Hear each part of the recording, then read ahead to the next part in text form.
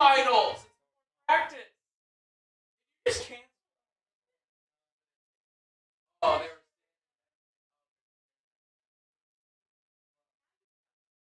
were. They just.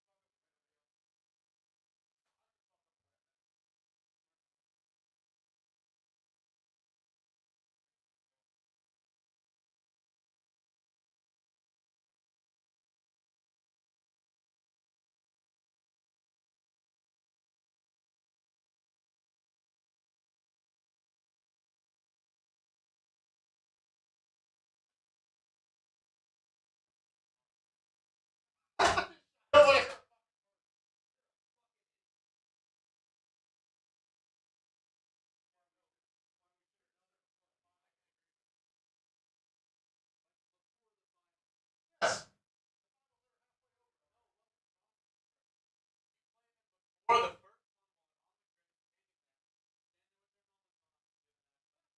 they don't know. Win it halfway through.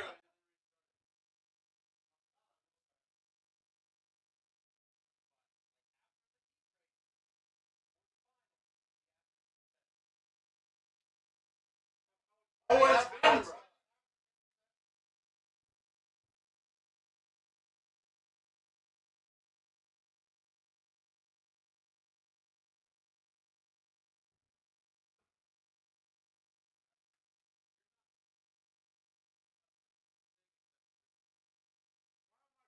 Guys not out there.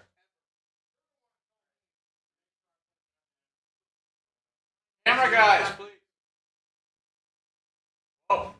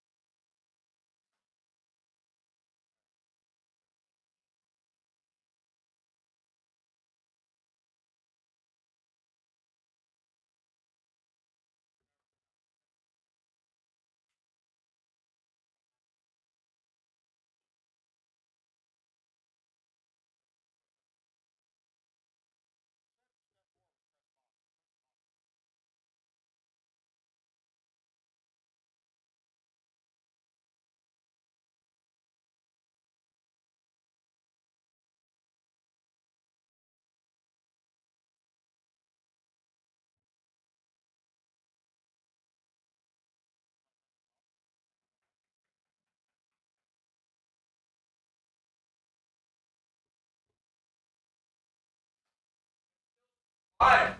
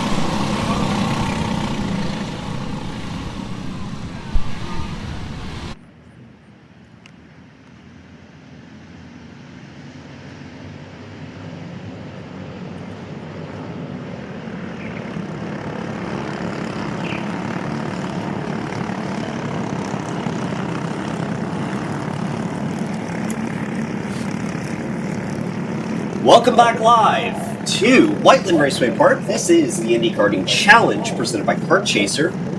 We're back for our afternoon classes. Qualifying up now. 206 Supermasters on track as we speak. You see them rolling around, getting everybody out on their warm-up laps, getting these tires fired up, ready to set the grids for the heat races later this afternoon. My name is Simon Sykes. I'm joined by Sheldon here in the booth, bringing all the coverage throughout the rest of the day. We've got qualifying, heat races, and a final, including the Purdue GP in this afternoon's rotation. Yeah, we saw so much good racing this morning. I'm excited to see what we get with the afternoon set. Certainly a whole different batch of classes coming your way. So we'll start out with 206 Supermasters Micro.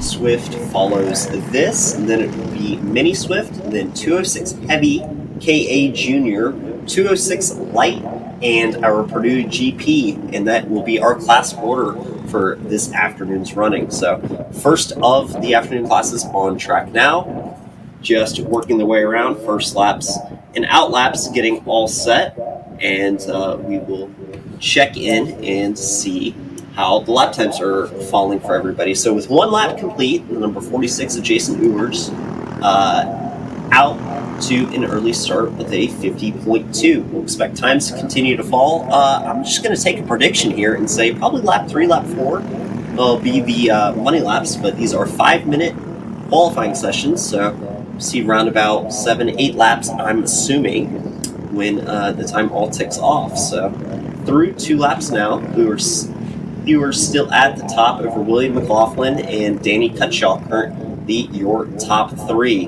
Nice healthy lead for Jason up there in that 46 in P1. Has 7.5 tenths to the next car behind him, so we'll see everyone else starting to get up to speed here at Whiteland Raceway Park. Yeah, pretty good place for Ewers to be right now. Also, one thing that I'm noticing, taking a little bit of note of, is we saw a lot of sunshine on the track earlier. Right now, heavy cloud coverage, kind of darkening the track up in a few places. Of course, as I say that, the clouds roll off, but we'll keep going with it. I'm imagining the track temps are a good deal cooler than they were earlier. I have to say, it looks pretty nice. Nice outside right now. It's nice afternoon weather here at Whiteland. Still a minute and a half remaining in this session, and time's continuing to tick off as we work our way through the first of our afternoon qualifying sessions. Danny Cutshaw moving up to second right now in the scoring with 48.94, about 7 tenths of a second off of Ewers in first place. So a nice healthy gap in the lead right now, Jason. Ewers, no one seeming to be in the same zip code, as there's a tight group behind him. Danny Cutshaw, William McLaughlin, Travis Wilbur, Tom Stevens, all within a couple tenths of each other. But now, lap 3, lap 4. Lap 4 is the money lap for a lot of these guys as the times tick off even further. But Jason Ewers still at the top, now down to a 47.6. He's got 3 tenths over Travis Wilbur. That is one heck of a speed increase, too. They've cut it down about a second there. Yeah, I think you're right about that optimal time on the tires. It definitely is seeming to take a little bit to get these tires up to temp, up in the pressures and get them fired off well. But now we are seeing it start to come in solidly as these drivers work to complete their qualifying sessions. We got one cart off to the side there. Not sure who that is. We'll see if we can pick that up for you guys. But still a little bit left, a couple laps left in the rotation, and Ewers continuing to set fastest lap after fastest lap. Another tenth of improvement will put him 2 tenths above Tom Stevens, who's improved to P2. As a Stevens, solid speed gain for Stevens. yeah, The grid to get up in place. yeah, definitely a nice improvement there, coming from a little bit farther back in the order to jump up to P2 with just a few seconds remaining. Checker flags out to see where everyone falls as they cross the line one last time. Still Ewers on top. The only one top grids across the checker. A few more across. No one improving, and the times will stand. That'll be number 46. Jason Ewers qualifying on pole.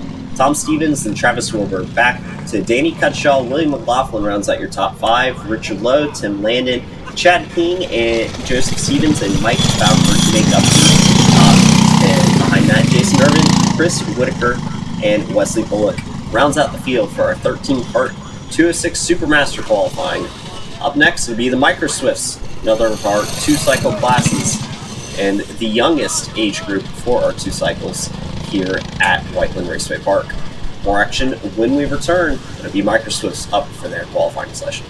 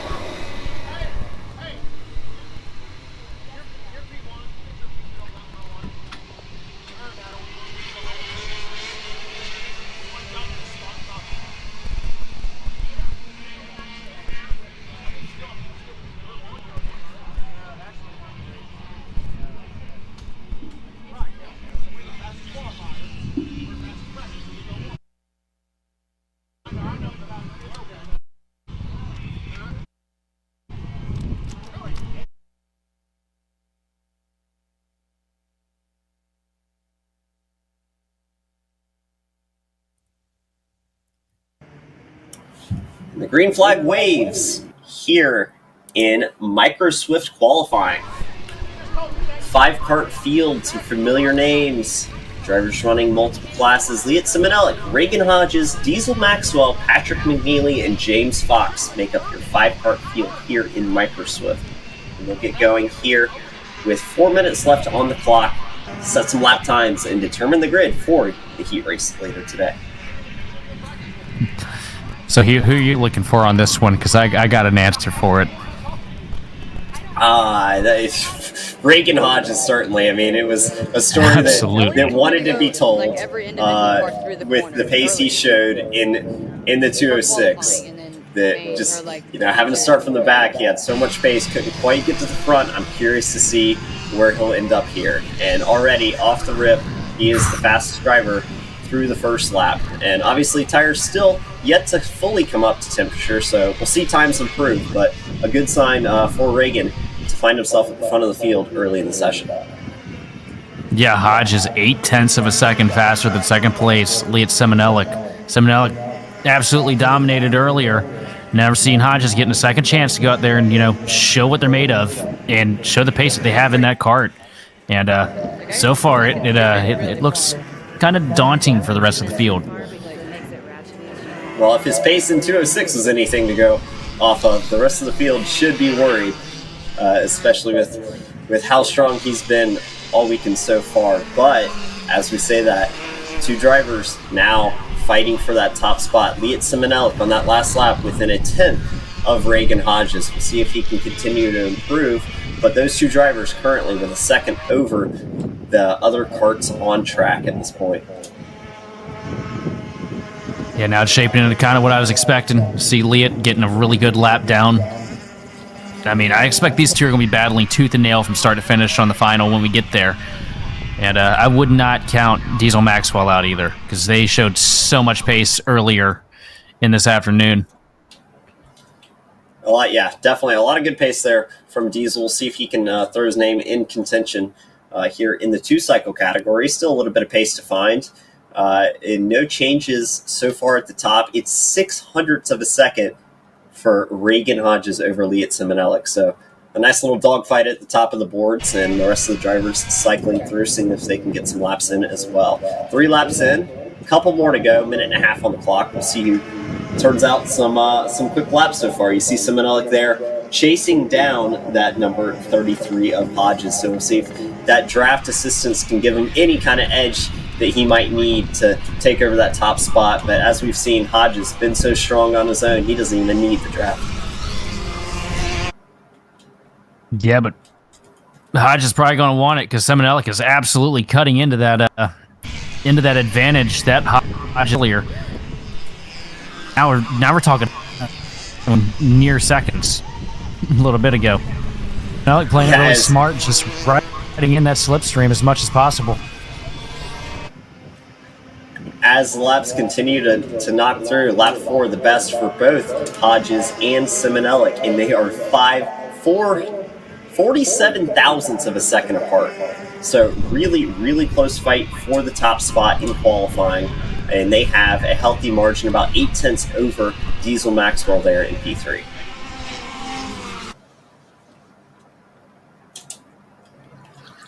A little bit for Hodges. Putting to advantage on that scoreboard now. Yep, that last lap, lap 5, they'll have one more.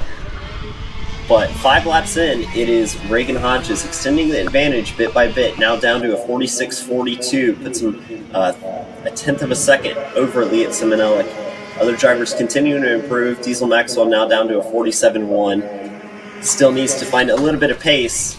And then James Fox and Patrick McNeely, the other two karts, making up this 5-kart Micro Swift field. So as it stands, checkered flag is out. Hodges crosses. Simonelli crosses. Hodges improves 46-3, put him 0.2 clear of Simonelli.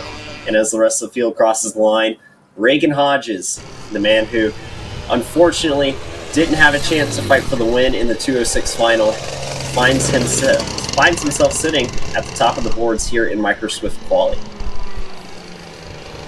Thing that I really liked out of what I saw out of the 33 machine of Hodges is every lap they found something.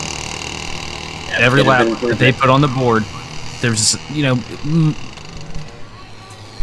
small amounts at times, but there was still constant improvement, constant pace being found.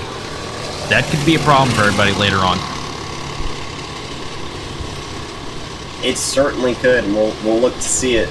That number 33 in this age category has been quick in everything so far. So Reagan Hodges with an excellent qualifying there.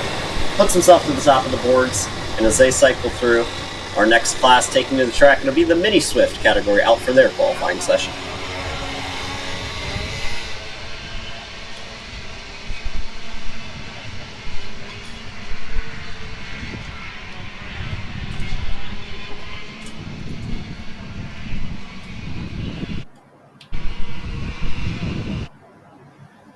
As everybody's working around completing their out laps of the session, we have a bigger field than the Micro Swifts, so we'll look and see if the times are any closer or how it will all stack out. We have 9 drivers crossing the stripe at that time, all starting their first laps now. Some familiar names, a bunch of drivers, as we expected, running both 206 and the Swift categories here in the younger age classes. Some familiar names: Danny O'Gara, your winner of the 206 final, out on track. See if he can lay down some quick laps, but he's got some good competition throughout the field. We'll wait to see what lap 1 has in store. Yeah, he's got to go against Austin Taylor and Dalton Sears again. That ought to be they put on a show. Everything they ran together earlier, so it's going to be exciting to see what they can put down this time. Certainly will be, but the man at the top, Dominic Gaddis, another of your 206 competitors, with the early pace at a 44.5, half a second over the field. Only 1 lap in though, so tires still plenty of room to improve. Tire pressures and heat going to play a factor as the tires continue to improve. We'll look for lap 3, lap 4, probably to give us a good estimate where everyone's gonna sit, and then lap 5 to see who pops off at the end and improves their starting position.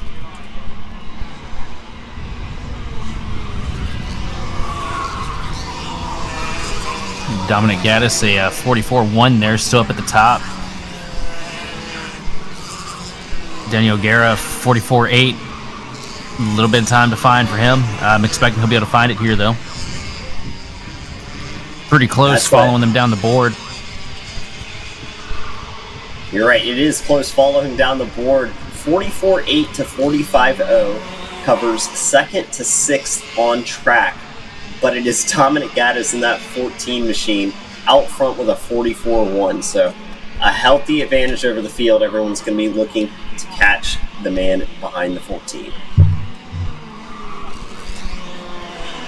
That's another one of those numbers that seems to do pretty good in Indiana, isn't it? I would say so, certainly. And continuing to prove it with another fastest lap, 43.9, still 0.6 over the field as everyone's looking to improve. Some new movers and shakers. Kason Hendrickson, who is farther down the order, now jumping up to the P2 spot with a 44.4. Yeah, Hendrickson with a really good pickup there. Brought them from deep within the field up to the 2nd spot, but going to be taken over here by Andrew Valos with a 44.3. Well, these guys a little further back, finding some pace. Yeah, tight times throughout the field so far. 3 laps in. Be completing lap 4 now. We'll see if anyone has anything to improve. That's the first time that Dominic Gaddis has not improved. He matched his best time, but no improvement there. We'll see if anyone else can follow through and catch up. It's an incredibly tight field, I have to say. This is probably the tightest we've seen so far throughout the entire field. Just a 2nd and 3/10 covering 1st to 10th, our entire field size here in the Mini Swift category. It's going to make for a great race later on. I cannot wait to see these kids go at it in both the heat racing and the finals. But they'll all be chasing the man Dominic Gaddis, who has almost a half second on the field. We'll see if there's any changes later in the session. 46 seconds on the clock. Still time to improve. but a nice gap there for Gaddis, who again matches his previous best time within a tenth. Nobody else finding big improvements, but as I say that, Danny O'Gara pops himself back up to P2 with 44.2, only 3/10 off the man on pole. Yeah, O'Gara's going to be one to watch later on. We get to the final of this thing for sure. Been so fast all day and so calculated. That's the thing that I've really liked about him. Just really good at minding his pace, setting him up, and making the move when it matters. I mean, we saw two incredible races from Danny O'Gara, both in the heat and the final, and we thought he couldn't be topped in the heat when he went from third to first on the last lap, but then he did it again in the final, going from third to first in 1 corner. So as the checkered flag flies, we do have some movement near the top of the boards. Gaddis still in P1, but Dalton Sears in that 324 machine improving to second with a 44.1.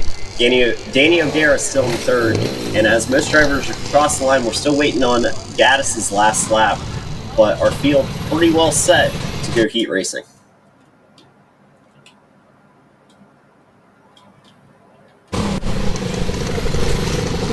And as all drivers now crossing the line, there's Gaddis for his last lap. Because when I walked over here, 43.8, he will find improvement on the 7th and final lap. He got one more lap than the rest of the field, and he uses it to his advantage, running very consistent laps throughout quality, but finding the best lap on the last lap of the session. He'll extend his advantage to exactly 0.3 of a second to take pole for the heat races. Dalton Sears will be on his outside at the start of the heat race with a second place qualifying position. Danny O'Gara comes home third. Andrew Avalos, P4. Kason Hendrickson, P5. Austin Taylor, P6. Titus Roberts, P7. Lincoln Willie, P8. Jordan LePen, P9. And Bentley McCann rounds out your field in 10th.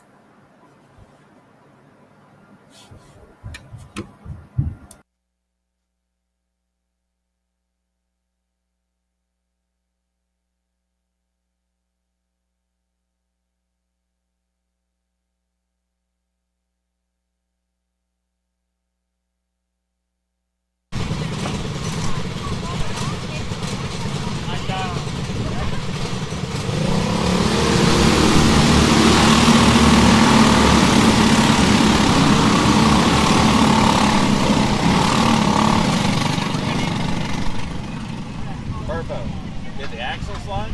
Huh? Did the axle slide? I don't know.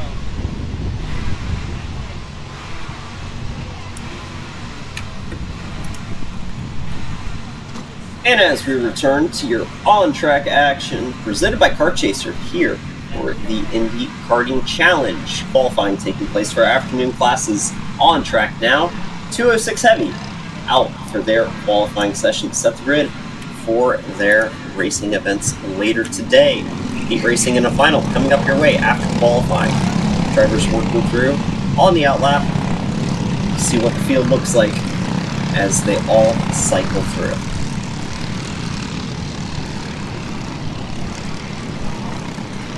So it's 10 karts on track.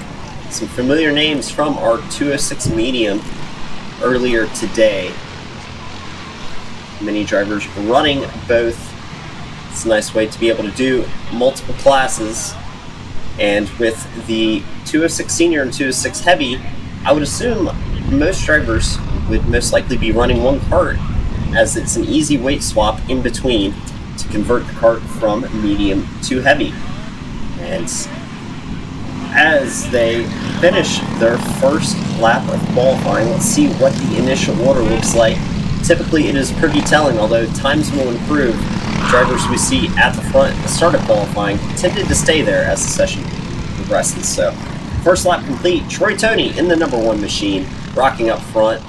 P1 on track, 48.0, 3/10 ahead of Matt Geis and Evan McCorkadale with early pace there in P3. Oh man, that's isn't that how they finished a couple hours ago?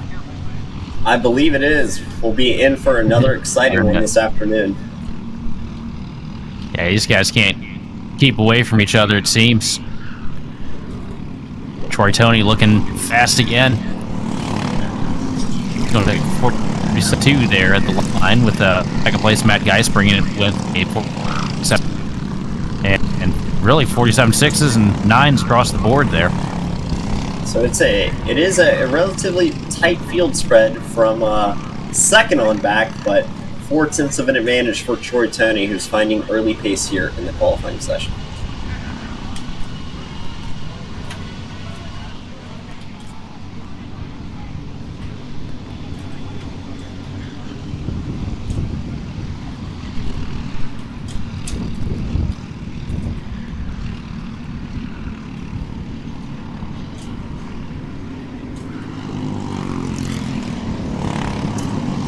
Troy Tony going to run 46.7 there. Yeah, as the times start to click off, lap 3, tires are starting to get into the window. Troy Tony still at the top, 46.7, now the mark to beat.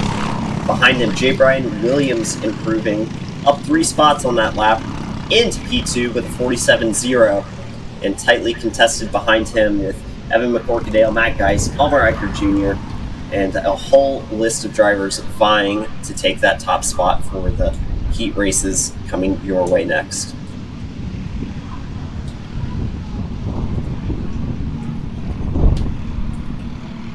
Three laps in the book. Working lap number 4, we'll see as they cross the stripe this time. No improvement for Troy Tony up top.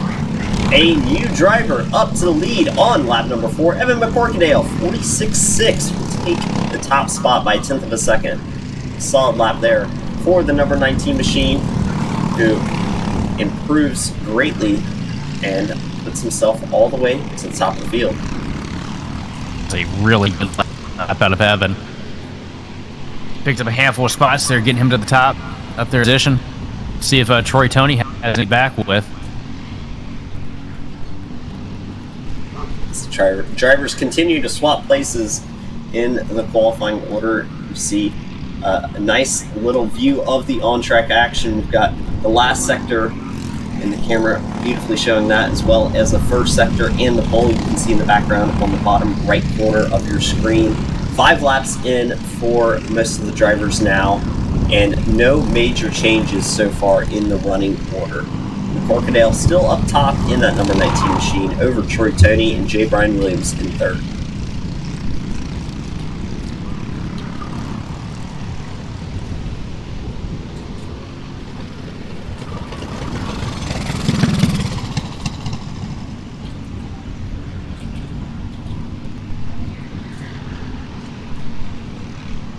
Checkered flag waving on the session as every driver works to complete their last lap. We'll see what the final tally looks like. Troy Tony, the first one to cross the line and take the checkered flag.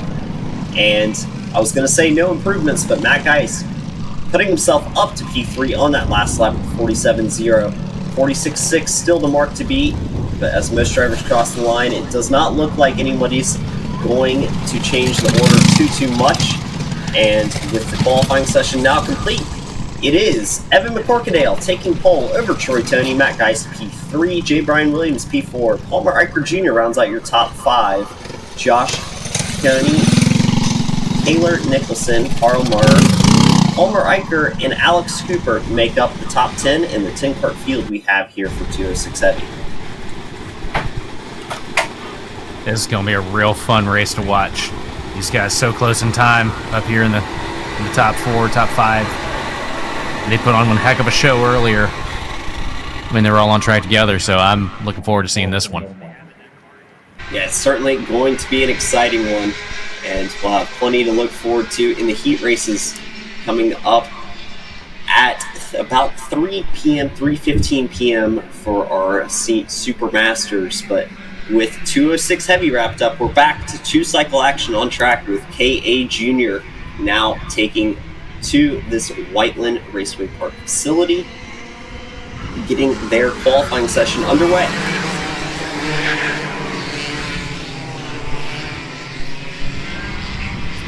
Seven drivers on track, all taking their first flying lap as we speak. We're running through our driver list, and it'll be Mason Galen in the number 64, Landon Buer in the number 820, Brian Morton in the 812, AJ Stoner in the 14, Dane Van Dyke in the 79. Lucian Laser in the number 8, and Gabriel Payne in the number 45 will make up the 7-car field here in KA Junior. A lot of familiar names, both from earlier and from the national karting scene within the KA Junior category. A lot of these drivers coming back to run here at home at Whiteland Raceway Park. A nice way to get some seat time and keep working on that racecraft as these drivers. Nice little field to go racing with here. And the early pace set by Ryan Moore in the 812 machine at a 42.945, just a couple hundredths over Landon Buer and AJ Stoner. A tightly packed field on the opening lap. Everyone running nose to tail, as you can see there on your screen. We'll see what the times have in store for us, but first they have to settle out the on-track disputes and get themselves a nice running position to get some fast laps in here. Ryan Mort going to follow it up with a 42.2. Another really good lap out of him with Landon Buer setting a 42.488. Pretty close here in the top three. Everybody within 0.2 of each other. You got a 4.99 out of AJ Stoner in third place. I'm expecting to see a bit of a charge from Gabriel Payne and Lucian Laser, though, as we get a little bit later into this, get the tires heated up, because they were so fast earlier in the day. Yep, certainly, and I'm expecting to see even better laps here on lap 3, as we saw several drivers vying for track position with each other, so probably not getting the optimum lap times out of that one yet. And as we see them cross the line this time, big improvements for everybody in the field. I think everybody turned their fastest lap that lap, 41.920, currently the mark set by the number 14 of AJ Stoner. Ryan Mort just 7 hundredths behind him, and Landon Buer 0.2 back at a 42.1. Yeah, it is pretty tight up there in that top three.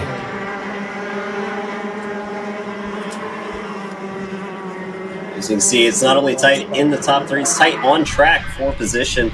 Everybody working on getting some track space, using a little bit of draft, but trying not to hold themselves up either in the process. And the lap times continuing to fall. It's just getting better and better as the session goes on for these KA juniors. 41.6. AJ Stoner still on top, improving his time ahead of Landon Buer by a 10th. Yeah, 10 separating first and second now. Solid laps out of Stoner and Buer again. Mort needing to pick up another 0.3 to get back up there to the pole where he was sitting earlier. And with a couple of laps remaining, still looking for improvements throughout the field to see what this lap has in store for us. And a big move. I'm not sure you can call that a curse, more as a good luck fortune.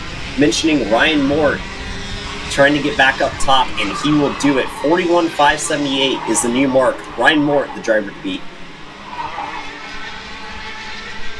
And just only 4 hundredths ahead of second place, AJ Stoner, but that is a solid lap.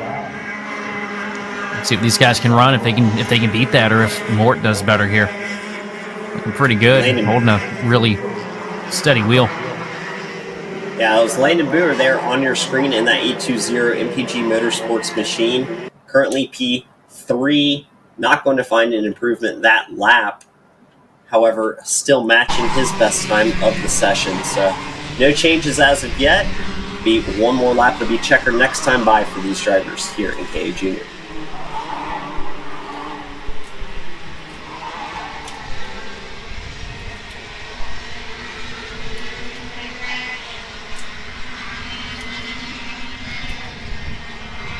As the checkered starts to fly, all the drivers working through the last lap of their session.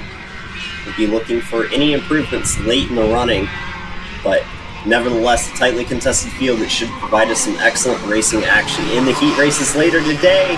And big improvements. The top three all finding their best laps on the last lap. Actually, most of the field finding their best laps on the last lap, but Ryan Mort will improve to stay on top. 41.440 puts him 0.02 of a second over the 14 of AJ Stoner, rounded up by Landon Buer in the top three. These drivers finding a healthy advantage over the rest of the field. Then it'd be back to Dane Van Dyke in 4th, Lucian Laser 5th, Mason Galen 6th, and Gabriel Payne in P7. So a nice, tightly contested field there in KA Junior. Should be some good racing action coming your way later.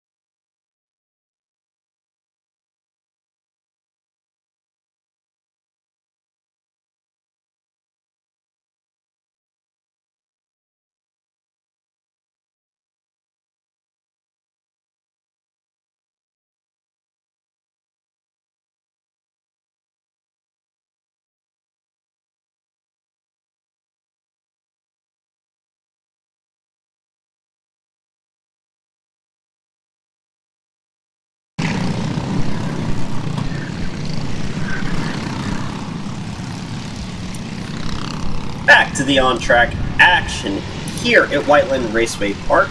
This is the Indy Karting Challenge, brought to you by Kart Chaser. My name is Simon Sykes. I'm joined by Sheldon in the booth as we continue our coverage of our afternoon qualifying sessions. Out now, 206 Senior Light with a 14-driver strong field looking to set their starting positions for the heat races. Some familiar names, some names we haven't seen yet today, but they'll work through lap number 1 and we'll bring you all the running orders and who is going to start where. First lap in the books, Elijah Fox with the early pace, 47.0, just a couple hundredths over Braden Heber. We'll run you through the full field order as they stand one lap in. So Elijah Fox, Braden Heber, Dominic Stancombe in P3, Levi Wilbur P4, Gavin Baird, Colton Kelly, Nick Patton, Ethan Williams, Jared Howerton, Gage Justiniano is your top 10, followed by Dylan Howerton, Braden Johnson, Mike Hamaker, Everest Mintzer rounds out the 14 drivers, and these positions will continue to cycle throughout the session, but just wanted to give you an idea of all the drivers we have here running into Senior Light. So with 2 laps complete now for most of the drivers, we'll start to see the pace continue to dip and put us in a range where we'll start to get our best laps in the session. Braden Heber, fastest on that second lap, 45.84 is the mark to beat. Yeah, Heber fast, but absolutely matching his lap times, just a couple hundredths off each lap that they come to take here is Elijah Fox in second place. These two are basically running copies of each other at this point, as close as they are.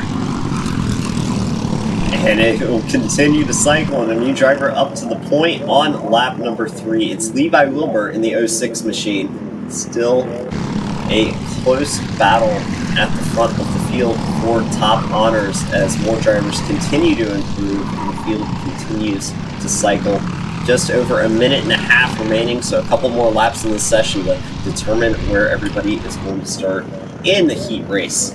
As you see on your screen there, drivers working together, getting the most out of this session, and we'll see where everyone cycles out. 45.725, the current mark to beat, and those are your pole sitters on your screen now, as Elijah Fox actually, I should have said provisional pole sitter, we still have laps to complete here. Elijah Fox jumping up to the top of the board, 45.609. There is 1/100th of a second separating the top 3 here, Sheldon. Yeah, man, it is just getting closer and closer. We were talking about it in the little break there while you're waiting for these guys to get on track, how much more competitive it has gotten here as we've gotten into the afternoon hours of this event today. You know, there was a lot of good competition earlier in the morning, but it's really like somebody lit a fuse under these drivers just where they took the track for qualifying here. Certainly, the entire field for, I think, just about every qualifying we've seen in the afternoon sessions has been very, very close from the front to the back, and this one is no exception and the front continues to change. Braden Heber, lap 5, sets the best lap of the session so far. 16 seconds to go, so most of these drivers get one more lap, and the order continues to change. He got that by 0.003 of a second over Elijah Fox. So this is an incredibly close session so far as the drivers work their final lap of the session. We'll wait to see for any movers. As it stands, provisional pole, Braden Heber. We'll see what the last lap has in store. It stands like that. 3-1. You're not talking about a kart links. You're talking at that point. Like that. Okay. Stretch out pole now with a 45. Sit with a Braden Heber. 45-2. Yeah, and as we'll continue to run through the classes, let's give you the final wrap-up on our 206 Senior Light. 14 drivers, close field. What have we got? Elijah Fox, 45.461, your pole sitter. He'll take it over Braden Heber, P2. Levi Wilbur, P3. Jared Howerton, P4. Braden Johnson rounds out the top 5. Behind that, it was Gavin Baird, Dominic Stancombe, Dylan Howerton, Colton Kelly, and Ethan Williams made up the top 10. On back to Nick Patton, Gage Giussiano, Mike Hamaker, and Everest Mintzer rounds out the 14 kart field for 206 Senior Light. An exciting race later, as will they all be. I mean, just an incredible amount of competition here in the afternoon sessions. Really excited to get the racing action going. However, before we get there, we still have qualifying for our Purdue GP coming your way in just a few moments' time.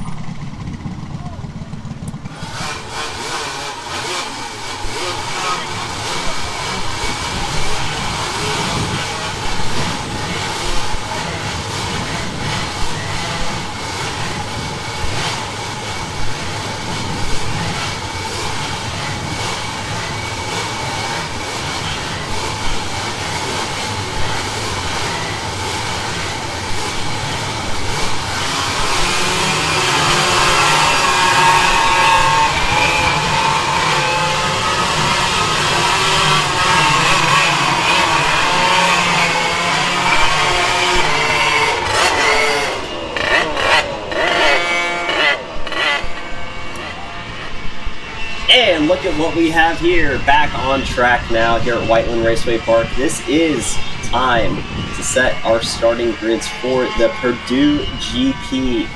Unique event here we have going. You see the roll gauges on these karts. What a cool event we have to bring to you here, and they're going to get going with qualifying here to set their starting orders.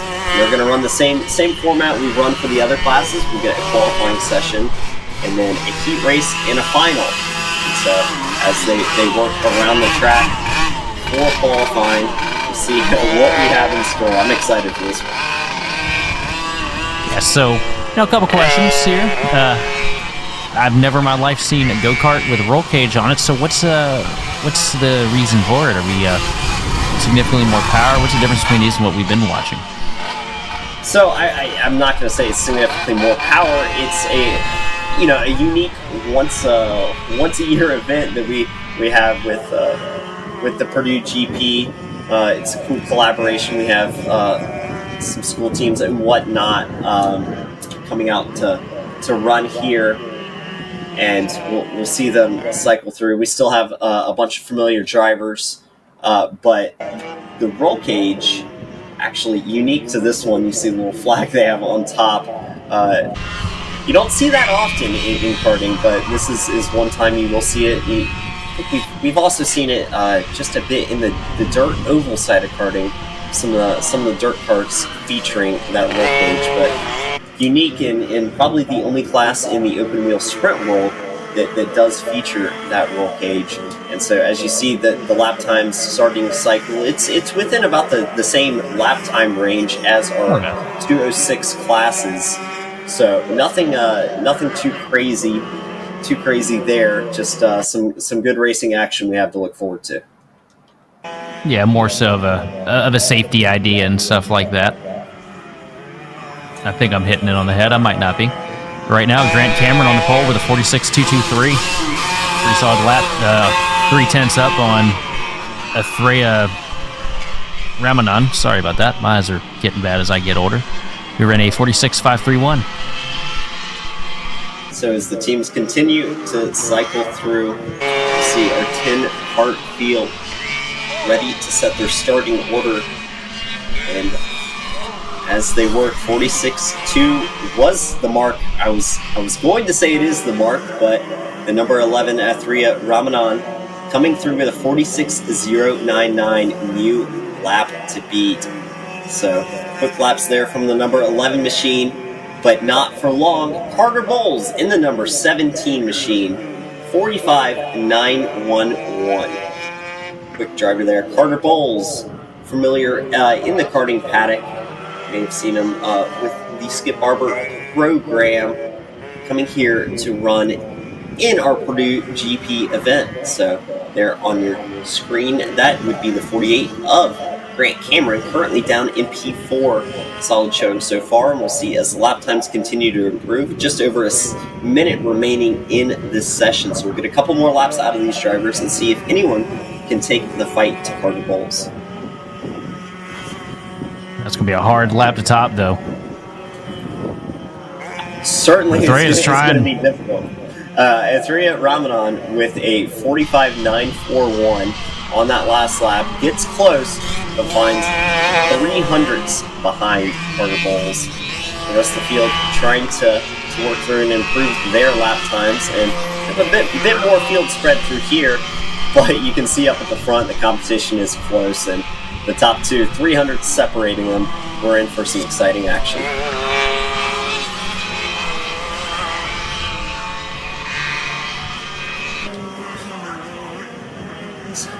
And as Athrea Ramanan completes that lap in the number 11, it gets even tighter. You see what Carter Bowles has in store. No improvement there, and we are now down to 100th of a second separating the top two. 45.911 to a 45.921. So good competition here in the Purdue GP. One more lap to complete for these drivers. We'll see if anybody has anything for Carter and Athrea. Yeah, that's going to be a nice close battle between those two. So checker flag out on the session. Final laps being turned. There you can see crossing the line. No major improvements so far. We'll see if anything changes. The last couple work their way to the checkered flag. And I don't want to say it too early, but Carter Bowles does improve. Last lap, 45.768. Puts a 10th and a half on Athrea Ramanan in that number 11. He'll use that final lap to not only stay pole, but improve his gas speed. So with 11 drivers out on track, that will complete our final qualifying session of the day. As the Purdue GP comes off the track, we'll get set to get ready to bring you some exciting racing action with the heat races. But first, let's take you through that running order. Carter Bowles coming home with the pole over Athrea Ramanan in P2. Don't have a driver name listed for P3. We'll see if we can work on that for you. But provisionally, P4, Grant Cameron, Andrew Morin, P5, Ryan O'Donnell, P6, Scott Carestis, P7, Josh Helm, P8, Tatum Langston, P9, Ethan Richards, P10, and Gabriel Tinstra rounding out the field for our 11 Kart Purdue GP event. So you see a couple of pickups there, a few mechanicals in qualifying. Not something you want to see, but they'll have a heat race to improve their starting position. As we work on the cleanup, we'll get ready to bring you some more action here from Whiteland Raceway Park. Up next, heat races starting with 206 Supermasters. You're watching the Indy Karting Challenge live from Whiteland Raceway Park, presented to you by Kart Chaser. We'll be back with more and exciting action coming your way soon.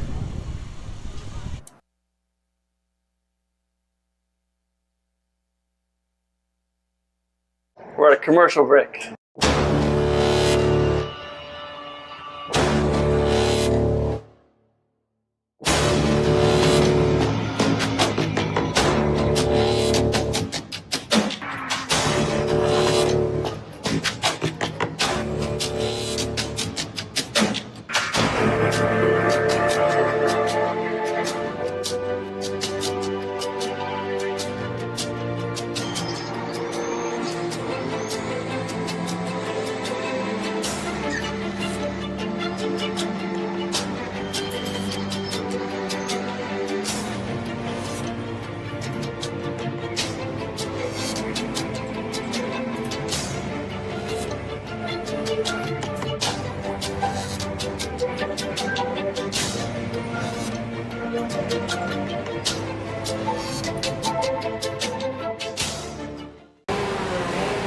Brandon, why are there all these charges for just over $200 from Acceleration Kart Racing's website?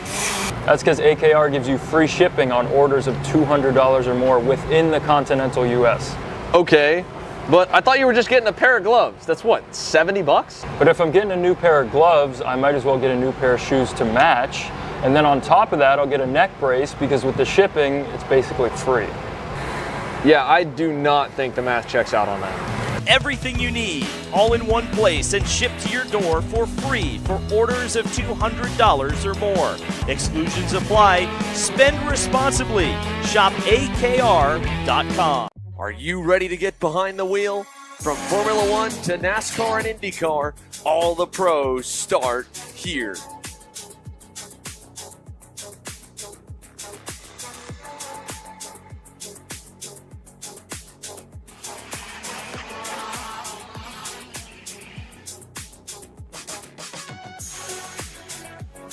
For more information, check us out online at mcckarting.com or call us and go racing today.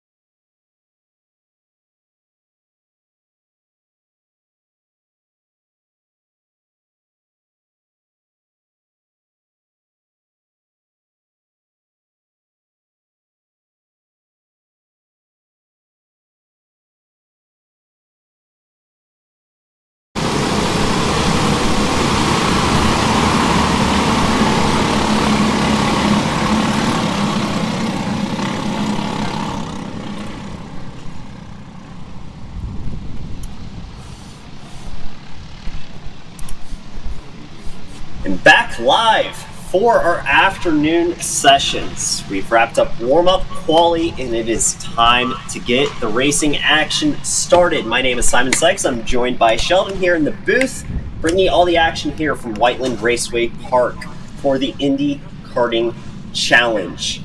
And as we roll into the heat races for our afternoon classes, 206 Supermasters first on deck, taking their warm-up lap now. And we are set for some exciting action coming your way here shortly. Drivers into the tram lines and a lot of heavily contested qualifying sessions, a lot of close fields. We'll have plenty on the docket as we work through our class list. But 206 Supermasters first on track, and they will take the green flag, and we are racing a bit of a shuffle up there at the start. One driver going around, a couple getting caught up. Not the cleanest start we've had, but I think everyone will be able to continue running. But 3-kart breakaway at the front, and strong contingent we have here in the field, and more chaos there in the hairpin just before the bowl. So everybody working through this first lap, trying to stay organized, and just a few slip-ups here and there, but nonetheless, it is Jason Ewers up top. Started on pole, still remains there as he works the last couple of corners. He holds the lead here early in this race. Jason Ewers with a really nice tidy lineup out of the corner, going to get a little bit of an advantage over the second place machine of... One lap in the books. It is Ewers over Travis Wilbur, Tom Stevens, Richard Lowe, and Chad King make up your top 5. Chad King up 3 spots from where he started. A couple big movers farther back, Wesley Bullock and Chris Whitaker up 4 and 5 spots respectively, up into 6th or 7th and 8th positions. So a few moves here and there. Danny Cutshaw losing out 5 spots, started 4th, now down to 9th, and Tim Landon completing that lap, but one of the drivers with issues on the opening circuit. He'll find himself down in 13th place. On your screen there, our top 2 contenders here for this heat race. Again, we are back to our heat racing format, so 5 minutes plus 2 laps for these drivers. So a quick race, much shorter than our finals, which would be 10 minutes plus 2 laps. So everybody's got to get going quick and sort out where they are going to be.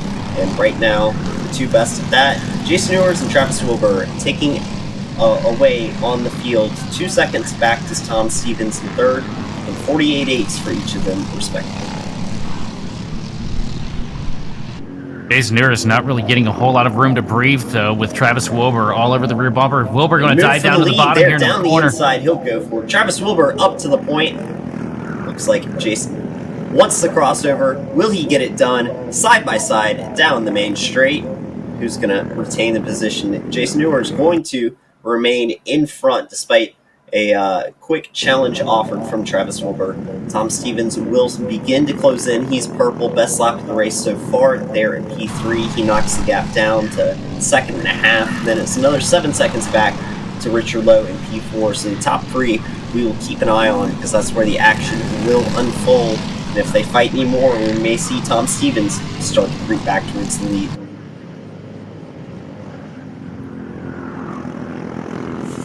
Big slide. Travis Wilbur in second place. That's really going to hurt the momentum here. You see Jason Ewers still leading, but Travis Wilbur back up to the bumper as they come through the corners. Right there, just out of reach. Really getting a good run here. He's going to dive down to the bottom and think twice about it. He wanted to go, not quite going to do it in that corner, but he's already shown a willingness to make the move. We'll see if he continues to do so. Looks a bit narrow into that corner.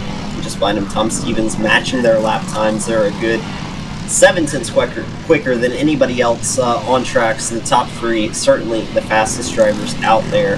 And with Travis Wilbur offering a challenge to the lead, will we see Tom Stevens start to creep into that advantage and bring it back to a 3-kart fight? I can tell you that's exactly what Tom Stevens is hoping for right now and banking on, too, at the same time. As you see Wilbur all over the back bumper again of the 46 machine as they come through the corners. Really fast on this end of the racetrack, really being able to carve into that advantage that Ewers has built up. give him a little bit of a push right there. Yeah, he's certainly all over that rear bumper. No exaggeration needed. He is pushing Jason Ewers through the corners completely. And Tom Stevens still from third. Even though they didn't fight that last lap, he was the quickest on track, setting the fastest lap of the race. So he is gaining ever so slightly, down under a second and a half, the gap P2 to P3. And there it is. We see a fight for the lead again. Travis Wilbur to the inside, looking, and he'll complete the move. Travis Wilbur to the point over Jason Ewers. I didn't think he was going to make the corner, man. That thing stepped out from under him, but a good job getting the power down, keeping the momentum up, and getting back up there to the point. But now another battle shaping up as you see Ewers getting back down to the bottom.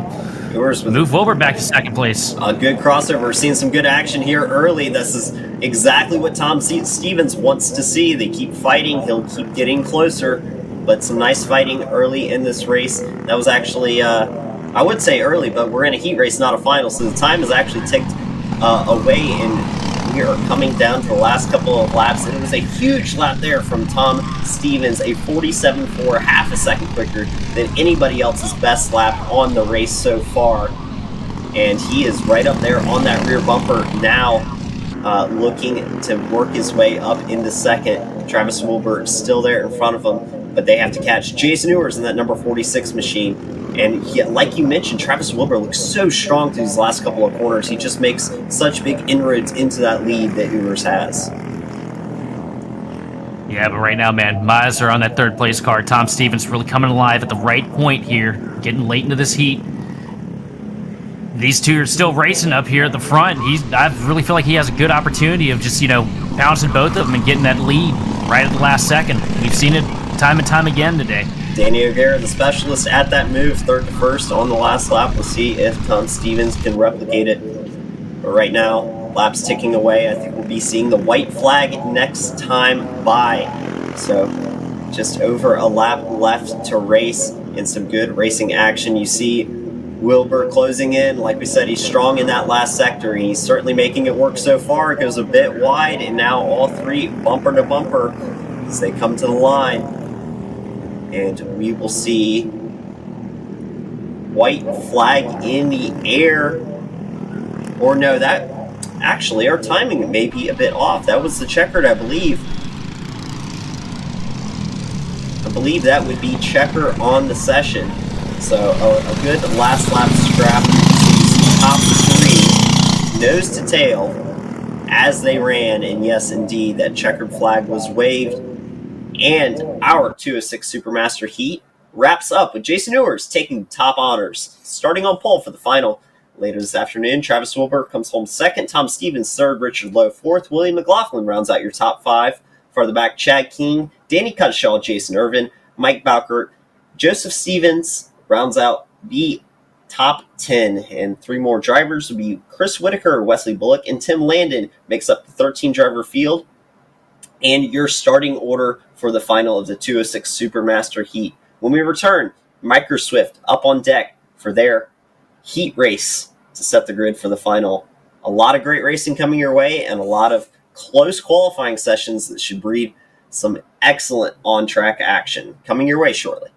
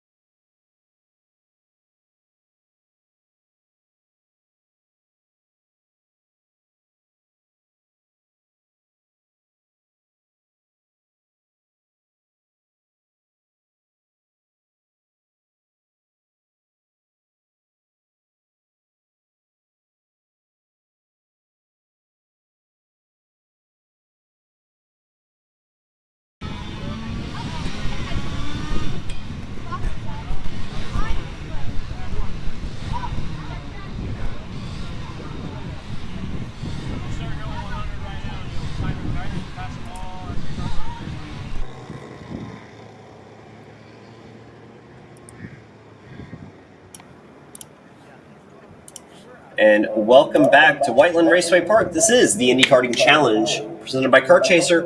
We're here live with the Micro Swift heat race for our afternoon group. They're getting set to take the green, and we are off and racing.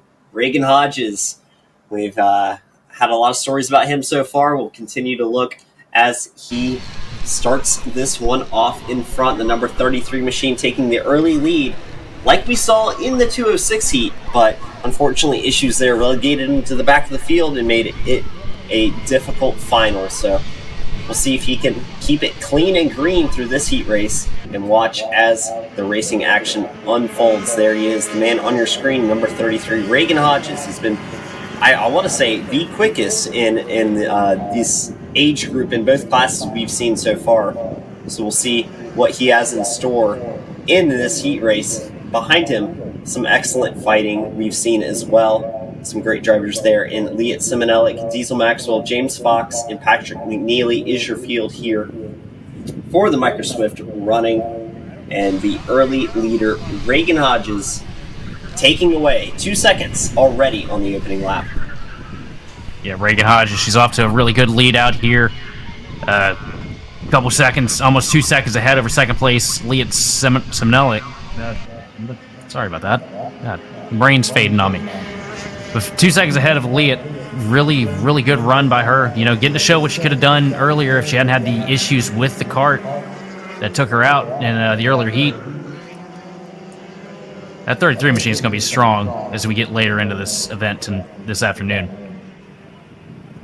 Yes, and Reagan, certainly an excellent driver. She has been incredible so far and really showing the rest of the field how it's done. She's been much quicker so far, and with strong couple of opening laps, another 2/10 extended on that lap, she's looking to solidify her starting spot for the final. Liat Simonelli riding there in second.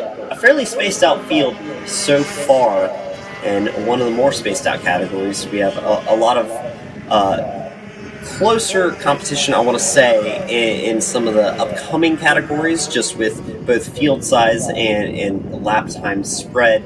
But here, Reagan, she's been so hard to touch.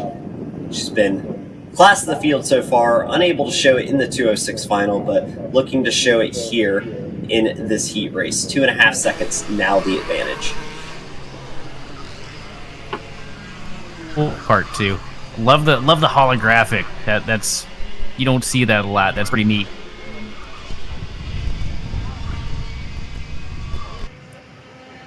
Yeah, certainly a cool design, and thanks to our cameraman, we're getting a nice up-close view of Reagan as she works her way around and really giving all of us a lesson on how to drive Whiteland Raceway Park. So great job here by Reagan so far. That 33 is hooked up and running away. Let's see what the lap time is this time by.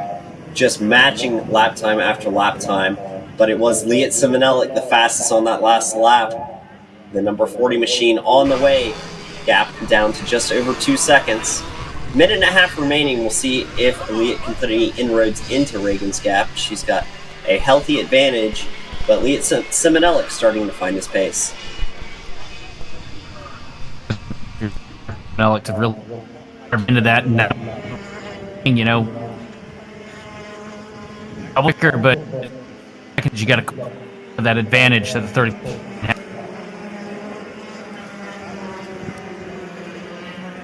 Yep, that advantage certainly strong. Minute left on the clock.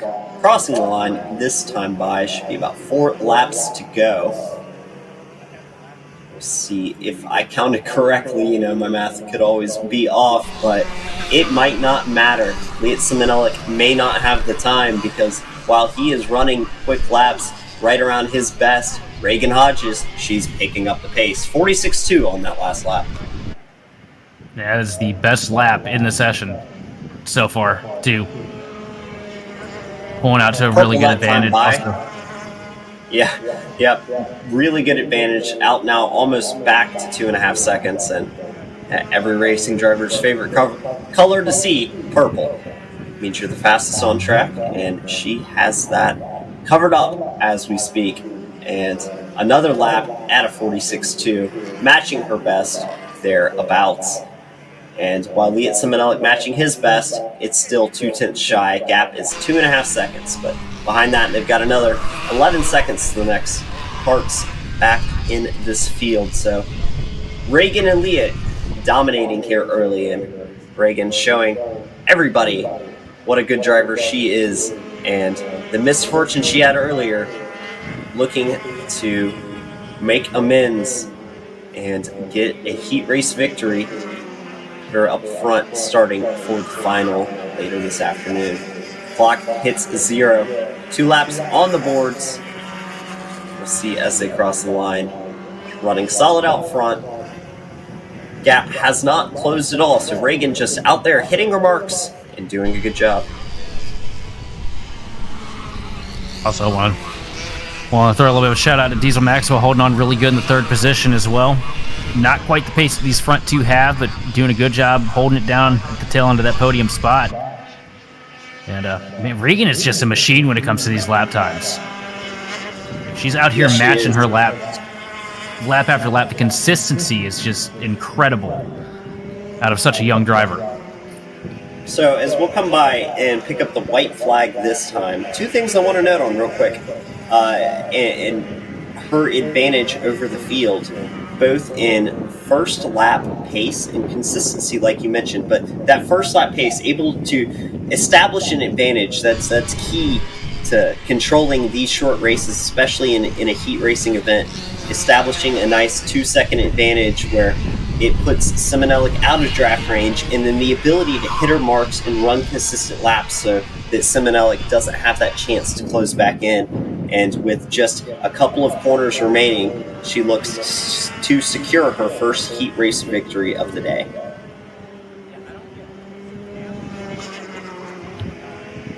Through the last corner, onto the front straight, the number 33, Reagan Hodges. She will do it. Victory for Reagan here in Micro Swift Heat number 1.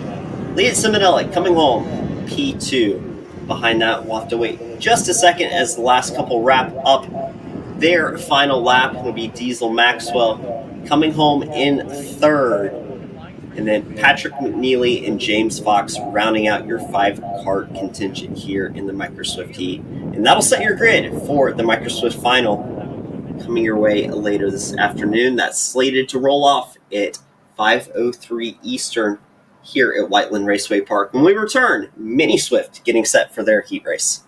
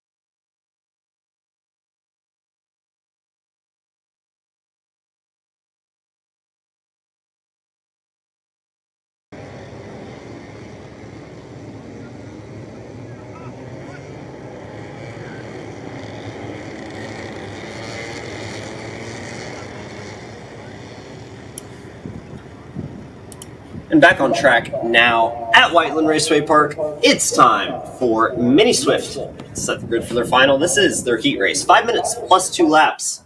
A very, very close qualifying session and a decent field size. I believe the entire field qualified, I think it was a second and 3/10 from each other. So a lot of competitive action to see here. We are green and underway, and it was Dominic Gaddis that set the field, and he will take off to that early lead here with the top 3 stretching out just a bit here on the opening circuit at Whiteland.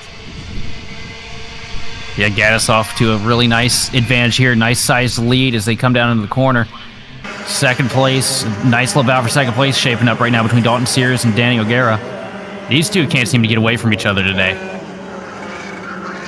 No, it's been some great battling between especially these 3, Dalton, Gaddis, and O'Gara. And O'Gara with the victory in both the heat and the final in the 2-6 category. See what he has to offer here in the 2-cycle program in this Mini Swift package. Currently sitting 3rd, but Gaddis running away early with a second advantage over the 2 behind him. That's got to be a good feeling. Gaddis has just been so fast. He was so fast in qualifying, fast right now in his heat. It's a good day to be him, that's for sure. Certainly, he's shown well here at the Indy Karting Challenge, and the man who's won the 206 races earlier, Danny O'Gara, still sitting there in 3rd, a bit back from Dalton Sears there in 2nd, but the MPG karts looking hooked up, and O'Gara there on his MPG machine. The MPG contingent strong here at the home racetrack here at Whiteland, so great running throughout the field in MPG 1, 2, 3 as it stands. 44.0 for Gaddis last time by. He is the quickest man on track. There he is on your screen, showing the rest of the field how it's done.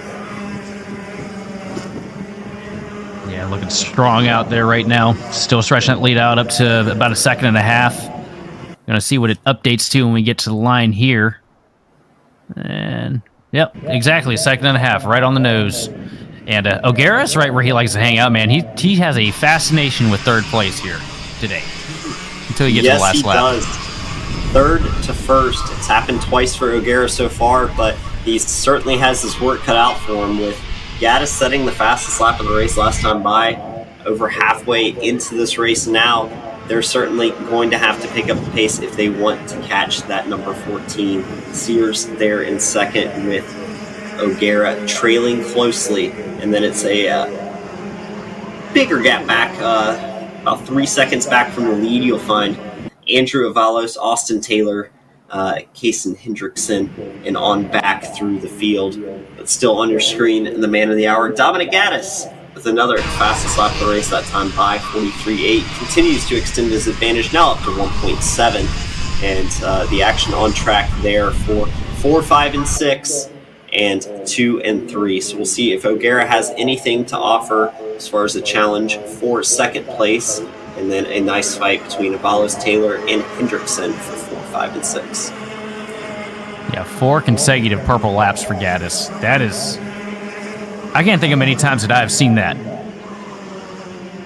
It's certainly That's impressive. impressive. He's setting the pace early and taking away as he continues to improve. Another fastest lap, lap 5, 43.7. Still the fastest man on the field, closing in on that 2-second mark for his advantage.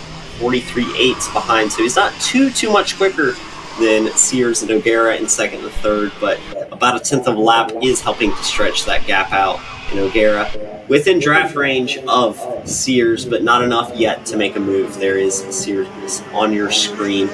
Dalton in that MPG machine, just ahead of O'Gara.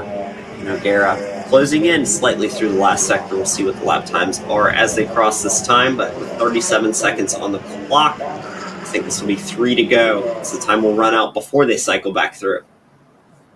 Well, one thing that we do know about O'Gara is that he likes to wait until we get those, that 2 to go signal before he really starts to make any dicey moves. You see him right now starting to put the pressure to 2nd place Dalton Sears.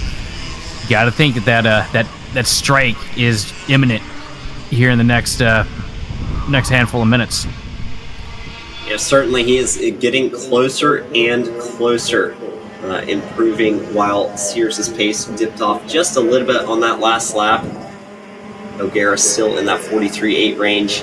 He had a really good turns 1 and 2 last lap, struggled a little bit out of 3, and a really good last turn there will put him right up on that rear bumper as we approach the final lap. White flag in the air. He'll make the move down to the, or 2 laps to go actually, down to the inside. He'll take over P2 from Dalton Sears, so move O'Gara up into second, and still a bit too far out in front is Gaddis, who ran another 43.7 on that last lap. So Gaddis, with all the pace in the world, as it stands, you can see him there with the big gap. But like you said, there it is. Sears down the inside. Yep, Gary down on the bottom. Side by side, a little bit of a crossover move, but Garrett's going to get the pull. Sorry, my eyes jumped there. That's Sears in second. Sears back up to second, makes that move. White flag in the air this time, and a bit of an advantage that he has over O'Gara. O'Gara's going to have to work hard this lap to get back to the rear bumper, but a good couple of turns will put him back in contention. You see him just a kart length off of that rear bumper. A good exit out of 3 through the bowl, and he is up on that rear bumper. Look for a move from O'Gara here down the inside at the end of the back straight. He's going to make the move, complete it, and O'Gara back up into second. Garrett back up to P2, making that move on the last lap like we talked about. But here comes Sears Kart again with another crossover. Is O'Gara going to be able to get back to the bottom? Yes, he is. They come down the back straightaway side by side into the last turn. And O'Gara will take it at the line. Gaddis too far out in front to catch. He was 4 seconds ahead. We caught him just barely at the line there. Dominic Gaddis taking home victory in heat race number 1 for the Mini Swifts, setting the grid for the final. This is all provisional as it stands, but Gaddis over O'Gara with a great last lap battle between Danny O'Gara and Dalton Sears. To see O'Gara take that second spot. Sears falls to third. Andrew Avalos P4, Austin Taylor P5, Titus Roberts P6, Lincoln Willie P7, Jordan Lepin P8, Kason Hendrickson P9, and rounding out your field, Bentley McCann in P10. Some good racing action there. We'll set the grid for the final later this afternoon, slated to roll off at 5:18 Eastern. But up next, we'll be back with 206 Heavy for their heat race. Stay with us. More when we return here on Kart Chaser. He said I did terrible. He said it was great until I zoomed in. I don't even think, can they hear me? Was there a push to talk? It doesn't even look like it's hooked up. Oh, dude, I gotta plug it in. I don't even know where you. Oh, give me that. Yeah, I need that. Oh wait, but this is like a charge. No. Here, give me that. I think these goods right here.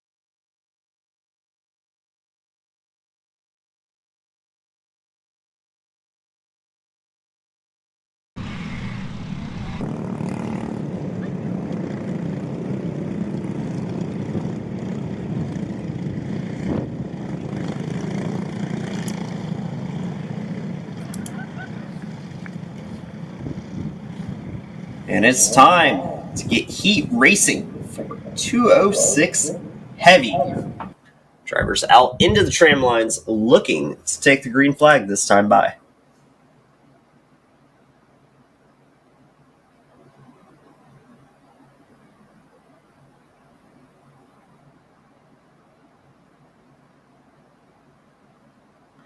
And the green flag And waves, green flag and we is out. are racing. Evan McCorkdale starting off strong with that excellent qualifying session, that closely contested qualifying session. Saw him pop a lap there at the end, himself up at the top. He'll lead the field off. Early advantage to Evan in that number 19 machine. Troy Toney and Matt Geist.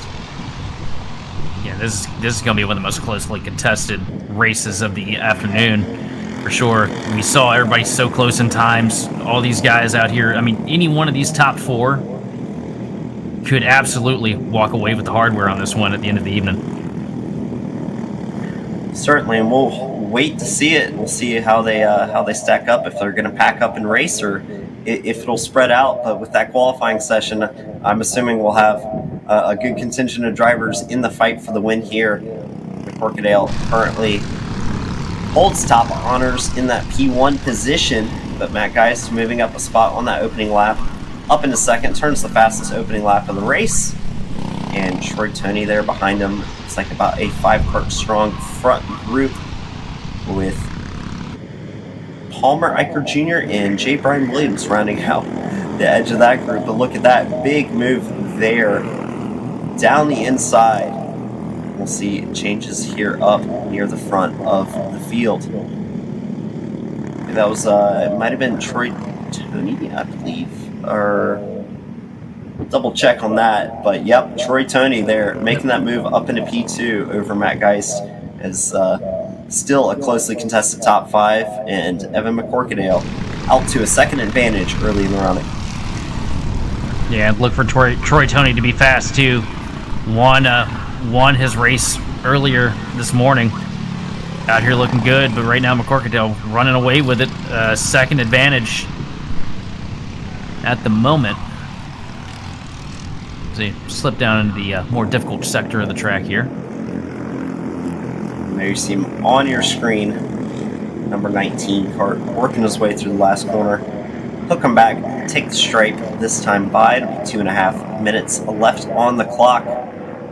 And he will not be the fastest driver on track. The drivers behind him finding their pace. Troy Toney, Matt Geist, both quicker than your leader, and they will stretch the gap to Eicher Jr. and J. Brian Williams there in 4th and 5th. So look for Troy Toney and Matt Geist to start to reel in this gap to your leader.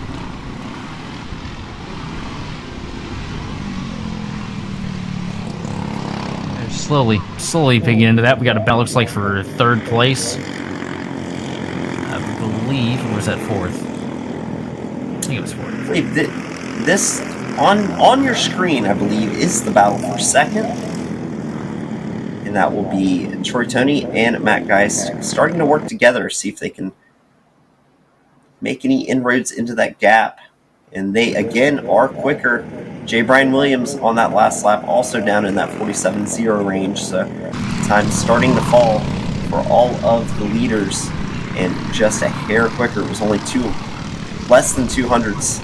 It was 100th last time by. The advantage Troy Toney on that last lap. His pace over McCorkdale in the lead. So Troy Toney, the fastest driver on track, but not by much. Yeah, pretty closely contested in this division right now. Second, Troy Toney not really being able to get much of an advantage over 3rd place Matt Geist. No, kind of tame right now, though. A couple of kart links separate them, and still status quo. 2nd, 3rd, a bit quicker than McCorkdale in front. And as they get closer and closer, that draft effect going to be more and more prevalent now. Just under 0.8 of a second. I'm assuming right around that 3/4 to half a second range when you'll really start to see that toe make a difference. That draft from behind. So we'll see if Toney and Geist can continue to reel in your leader with 27 seconds left on the clock. It'll be 3 to go at the stripe this time by. And McCorkadale still holding his advantage out front.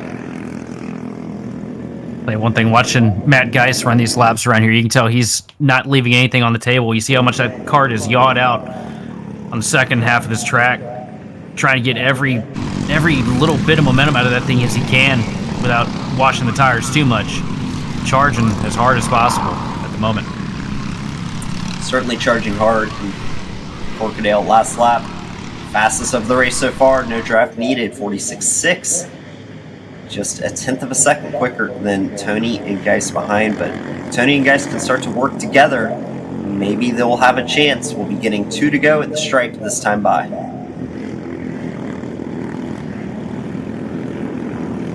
That Geist loses a little bit of that advantage that he was reeling in on Troy Tony. Tony's starting to pull away a little bit as we get into the second half of the track up here to the line to take the 2 to go.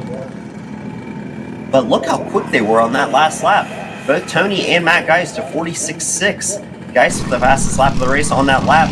And McCorkadale down back to the 46.8, almost 46.9 on that lap. So the advantage growing slimmer and slimmer. 2 laps to go. If they get in that draft range, we may see a battle for the lead here on the last lap. Avery's, I think, too, a part of that pace is coming from the fact that I think they slipped right into that air bubble coming off of that 19 machine. The 2 of them really well together in second and third, and they're really starting to reel them in here when it counts as we come down the back straightaway to take the 1 to go. Gonna be a handful for McCorkadale. Certainly. White flag in the air that time by. Like you mentioned, one more circuit here at Whiteland Raceway Park, and the gap closing bit by bit.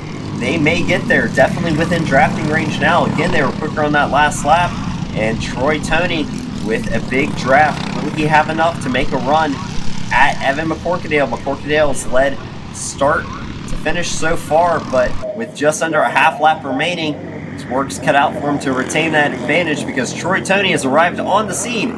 Not going to go for a move there. One more big passing opportunity. He's going to lunge to the inside. Troy Tony up to the lead. McCorkadale looking for the crossover. We're going to have a photo finish to the line. Almost Tony, too close got to him. call. Troy Tony by 0.003 of a second. One of the narrowest advantages I've seen. I think there was a 0.003 of a second advantage in qualifying for, I think, this heat, if not the last. And that's what it looks like right there. We're not talking about feet. We're talking about inches, man. That was sick. Wow. From way back 2 seconds or a second and a half out of that lead, runs Evan McCorkadale down, and Troy Tony comes through to take victory, only leading 1 straight of the entire race. But it's the most important one. The final run to the checkered narrowly edges out Evan McCorkadale to take victory in the heat race. And here is a replay of that finish and how close that really was. I mean, nose to nose. It was too close for me to call it the line. I needed to look at timing to see who got it. And just barely on that outside run, Troy Tony takes victory. McCorkadale. Just take another look at this. That last second surge right there. If that line was moved back about 10 feet, that is McCorkadale's win. That last second surge of momentum that Tony got there is what got him that. Impressive. Wow. What a finish. Best of the day so far as we take a look on your grid. Let's run down through the finishing order there. Obviously, Troy Tony taking victory over Evan McCorkadale in the narrows finish of the day so far. Then it was Matt Geist in that battle as well, comes home third. Behind him, J. Brian Williams. Palmer Eicher Jr. rounds out your top 5. Then Palmer Eicher, Kaylor Nicholson, Josh Piccolone, Alex Cooper, and Carl Moore are the 10 drivers to round out the 206 senior heavy heat. But as the karts get set to go, you can see both the grid and false grid getting filled. Drivers in the karts ready to go. It is K.A. Jr. coming your way next. Yeah. Like every little movement shows me. Really? Yeah.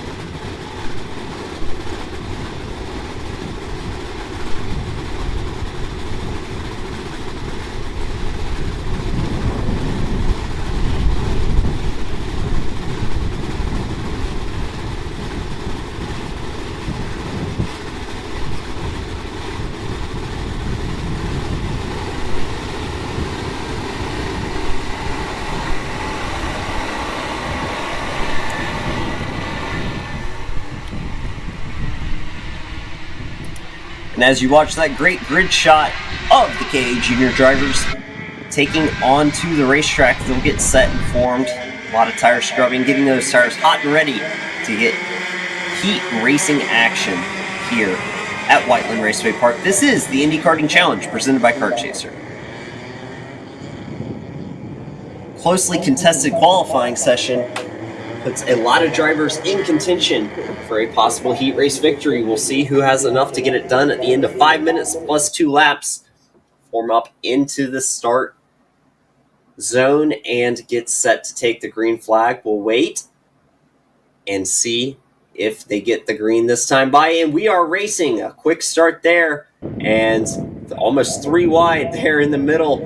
A lot of action here in KA Junior. 7 drivers, but all of them quick and all of them going at it here on the opening circuit. I think the early advantage, AJ Stoner retains his lead and extends it by several kart lengths down the back straight as they head down the long straight into the sweeper.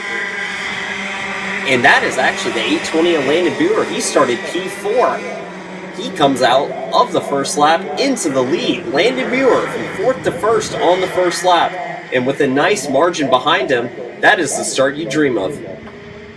And you can't do any better than that. So hard to come, so hard to pass. And especially to get 4, basically just in one turn, one segment, get up there to the lead and maintain a nice sizable gap. One heck of a launch for him there. As you see Ryan Mort 2nd place with Dane Van Dyke up to 3rd place now. AJ Stoner down 3 spots in 4th.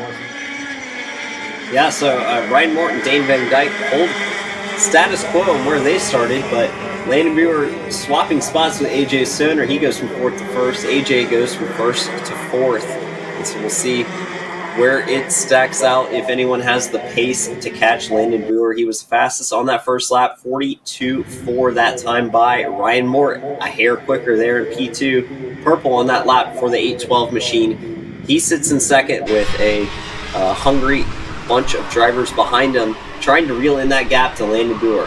And some exciting racing coming your way as all these drivers relatively the same pace. So we'll see what draft has to offer us in terms of racing action.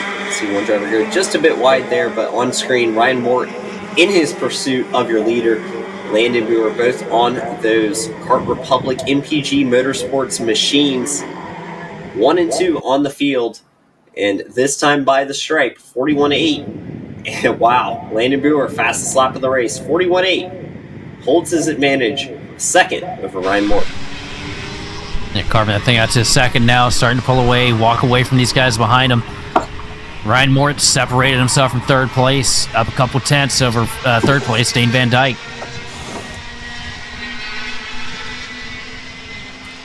And Dane Van Dyke still sitting there in 3rd. So you see a couple of the OTK karts moving by, and we seem to have a Kart Republic versus OTK battle here. A couple of Tony karts there on your screen now, and in front of them, the 2 Kart Republics MPG Motorsports. And again, last time by, Landon Buer, fastest on track, 41.7, a 10th of an advantage over Ryan Mort. That will extend it to a 1.1 second lead. So Landon Buer getting the job done here early, just under 2 minutes remaining to set the grid for the next race. Will Ryan Mort have anything to catch him? And will Dane Van Dyke and AJ Stoner continue to battle? There it is. That's the move for AJ Stoner down the inside. He'll look for the move. He'll complete it, but the crossover there for Dane Van Dyke, not quite enough. He ships it down, crosses him over, but AJ Stoner with another crossover of his own completes the move after a couple of corners, moves himself up to P3, also with a 41.6, so a very quick lap in the middle of that racing process. Identical lap times for the entire top 3. Yeah, good smart racing for these guys here, battling for 3rd place, or 2nd place. I'm sorry, 3rd place. Let me walk that back. But Buer right now just running away with it up to a 1.1 second gap over 2nd place Ryan Mort. Running really hard out there at the front. Yep, and you can see him on your screen there, that cart, or actually that is Ryan Mort, cart looking fairly well hooked up, and And like I said, once the pace gets there, it all evens out somewhat. And Ryan Moore a bit quicker on that last lap, but it is about these opening circuits, that first lap pace, and Landon Buer able to make the most of that.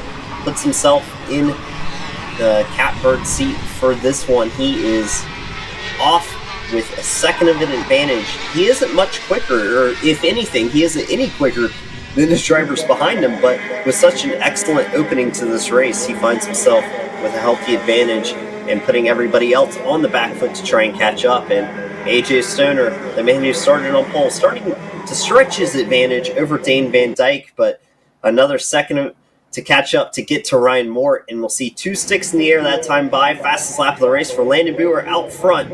Still a second lead with just under 2 laps remaining. Yeah, I don't think that Ryan Mort's going to be able to get to him. No help to push him up there, and Landon is just running such good laps. I mean, he's hitting purple laps every other lap. You know, if he keeps that consistency up, I think he's got this thing in the bag. Knock on wood, and barring any commentator's curse, of course. And certainly, things can happen. It is racing. We've seen mechanicals, we've seen it all, but white flag flies this time. Landon Buer in the 820 machine, holding on to P1. One more lap to close it out, and he'll have the prime starting position for the final later on this afternoon. Ryan Mort still there, holding on to P2, and AJ Stoner starting to stretch away from Dane Van Dyke, who runs in 4th. Mason Gallion, P5, Gabriel Payne, P6, and Lucian Laser rounds out the 7-kart field here in KA Junior, but a couple of corners left, and the 2 MPG karts looking strong. 1 and 2 on track. Landon Buer over Ryan Mort through the last corner. One more straight to go, and the Landon Buer take victory here in the heat race for KA Junior. What a great drive, and I'm impressed, man. He went from 4th to 1st in one or 2 corners. That is amazing. And that ended up being what made the race. That one move on the start put him up in front, got him an advantage, and then he just hit his marks, drove solid, and closed out the job. So these opening laps, hugely important here at Whiteland Raceway Park. Landon Buer set himself up for a nice place to start the final from. A couple more heat races coming your way before we get into final racing action. Up next, 206 Light coming your way just a few minutes' time.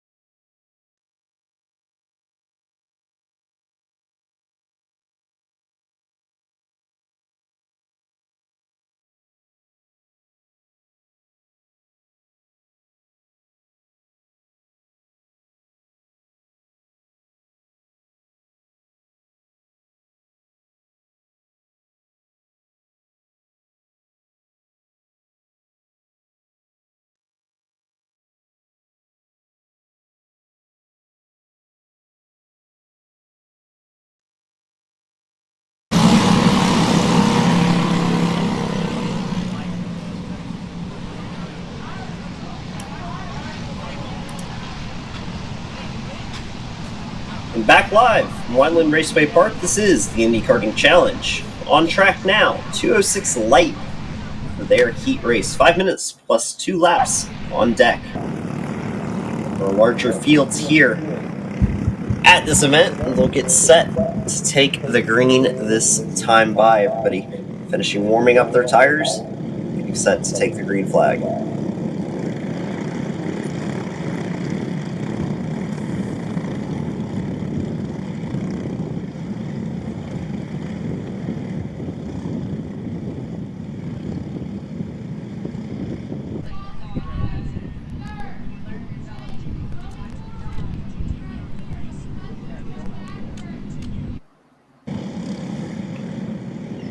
One driver having issues there in the background. Not sure who that was. We'll see if we can pick up on that. I'm sure it'll cycle once the timing loop completes. But the rest of the drivers into the tram lanes, getting ready to take the start. In a nice formation, and it'll be green flag, and we are racing here in 206 Senior Light. Side by side through the first couple of corners. A bit of an incident there in the back. A couple of drivers getting together. But side by side up at the front, and appears as though we are clean and green for the front of the field, at least through the first couple of corners. The top two starting to stretch out their advantage. Braden Heber and Elijah Fox in those two karts as they work their way down the back straight and into the last sector of the track for the first time. Move Elijah Fox to the lead here. Currently, Braden Heber in second in that 8 machine. Pretty good little side-by-side battle they had there for the first, half of the lap. We do have a caution flag, local caution there for drivers off on the exit. So we'll keep racing, but just warning the drivers of an incident off track. And your pole sitter, Elijah Fox, holding the advantage. It looked as though Heber might have gotten him on the start. They were side-by-side, but Elijah Fox able to hold on, and they will stretch out an advantage over the rest of the field, trying to draft away from everybody and turn it into a two-horse race. Behind them, Levi Wilbur and Jared Howerton running together in third and fourth. Heber caught a lot of grass there. Running real close to Elijah Fox there in second place. Went off just a little bit through 2 tires off into the dirt, slowed him down a little bit. Don't expect it's going to take him long to get back up there to the rear bumper of Elijah Fox, though. As my driver coach would say, radius, using all the track. He's doing a good job of that so far, but the top two certainly stretching their advantage, and a nice battle there for the final spot of the podium. While this is just a heat race to set the grid, third place is up for grabs with Levi Wilbur, Jared Howerton, and Braden Johnson all nose to tail as they head down the back straight. They're going to work together to see if they can't catch these top two. It is definitely a smart move. We saw it work earlier today. A couple heats ago, actually. We've certainly seen drivers come from way back, and gaps that I did not think could be closed all of a sudden started to evaporate. But the early pace has to go towards the way of Elijah Fox and Braden Heber. Fighting there for fourth and fifth, but these two up front running very quick times here early, 45.8, 45.9. For each. Behind them is 46.5 for Jared Howerton there in P3. So the top two setting the pace early in this heat race. Yeah, Heber's not going to let Elijah Fox just walk away with this thing. Kind of staying in, about a 10th back. Pretty close. Trying to pressure him into making a mistake. Get a good run on him maybe on the long straight. We'll see as they come through that time by. Both drivers 45.6. About 0.4 of a second per lap quicker than the drivers behind them, but a bit of lap traffic there, making the racing interesting here. Some drivers in the back fighting. That's going to cause some chaos, especially for the outside steps on the podium as they come down the back straight. The top two still nose to tail, but chaos behind them as lap traffic a bit in the way of our racing action. And Heber is back there again, all over the back bumper of Elijah Fox as they come through the last section of the track, down the back straightaway. And a across the stripe this time. Minute left on the clock. We'll get a couple more laps out of this, 3 or 4. Guessing going to be 4 laps to go in the top 2. Walking away from the rest of the field, almost out to about 3 seconds now, as we see them establish their dominance and set the starting positions for the final. Later, still a contested battle for third as Jared Howerton holds on over Braden Johnson and Levi Wilbur. Those two drivers still nose to tail. And out front, you see Braden Hebert closing ever so slightly onto that rear bumper of Elijah Fox. Elijah gets a really good run out of that second to last corner, though. Gets a good run on the straightaway. Hebert is there, though, as they go into the lap. Hebert looking really strong, getting all the way up to that rear bumper. Not enough to make a move yet, or he may just be waiting and holding his move, but certainly he is there. And now he does it. Commentator calls it again. He is down the inside looking for the lead of this race. See the fighting just a little bit farther back, but up front action starting to happen on track. Hebert looking for that move inside of Elijah Fox, and we'll see this time if he got it done as they cross the stripe. No dice on that one, didn't Elijah's complete the gonna hold move, but 2 sticks in the air, 2 laps to go. The drivers in 206 Senior Light. Elijah holding that lead, but not by a whole lot now. Just a kart leak separating the two of them as they come up here into the high bank corners.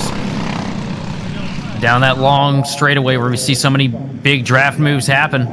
Not going to be enough of a run, though, for Hebert to get to Elijah here. Elijah's pretty scot-free for the time being.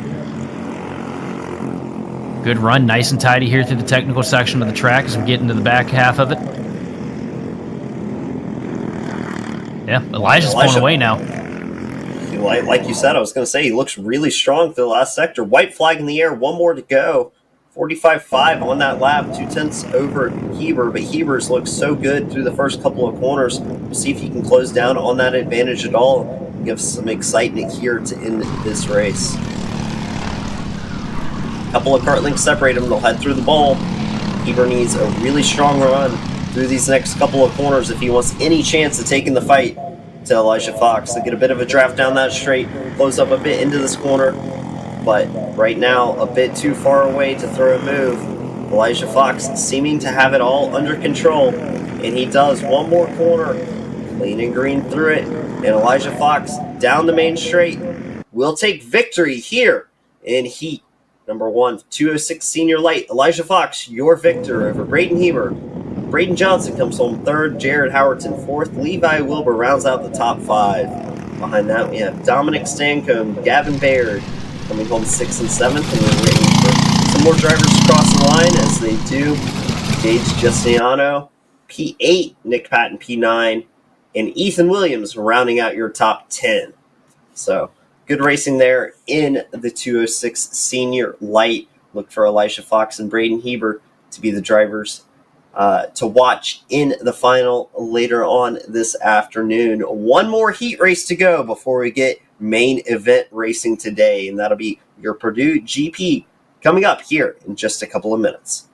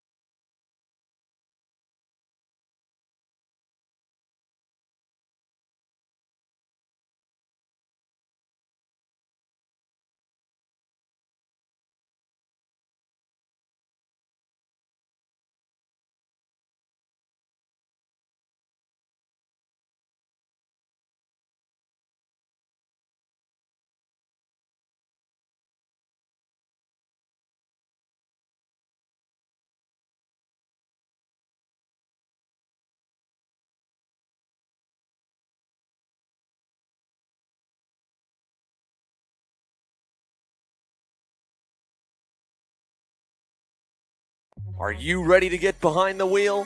From Formula One to NASCAR and IndyCar, all the pros start here.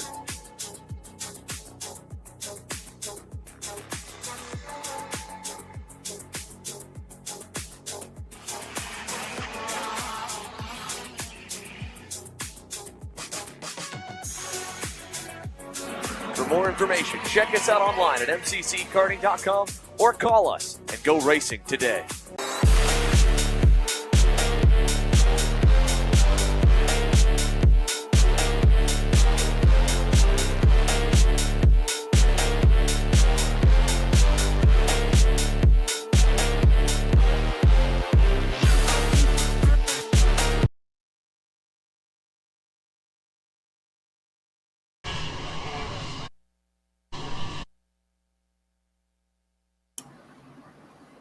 Back live at Whiteland Raceway Park. We're going to cycle one more time. It's time to go racing here for the first time this weekend in the Purdue GP.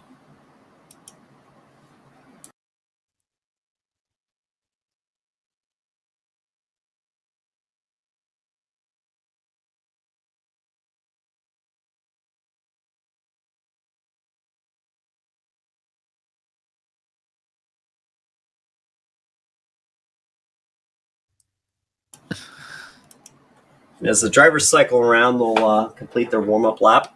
Get those tires nice, hot, and ready. We'll see Carter Bowles lead them off to green.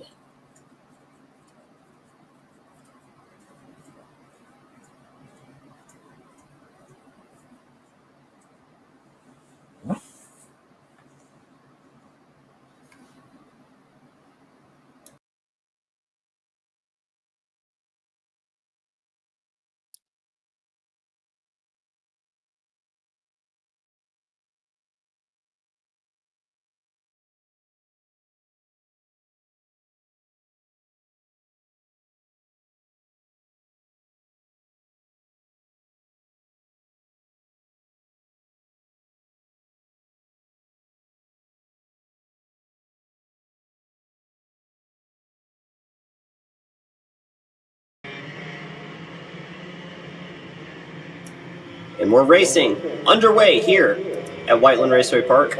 This is Purdue GP taking their first racing laps here this weekend. And already the action kicking off here. Bit of a mistake there. Back for third and fourth. That battle raging on. A nice healthy advantage out front. And a tightly contested P2 and P3 here on track.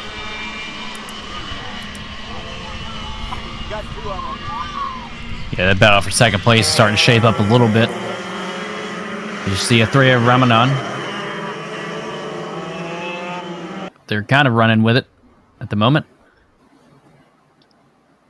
And it's a little across the stripe. First time by a 3-up Ramadan with the early advantage. And I'm not seeing Carter Bowles out there. I'm not sure where that part is and what's going on there. But unfortunate to not see the pole sitter out on track at 3-up Ramadan. The other driver who was able to turn some quick laps, contending well here in this field. That number 11 machine taking off at the front, but Grant Cameron there in that 48 also running very strongly here as he set the fastest lap of the race last time by. You see a good look there as the number 17 cart comes around. And the number 17, that is Cameron Bowles, or Carter Bowles, my apologies. So a bit of an issue on our timing screen maybe with a transponder issue, but he is indeed on track and racing. And Carter Bowles, yes, actually is your leader. We have one car, it looks like, off track at the moment.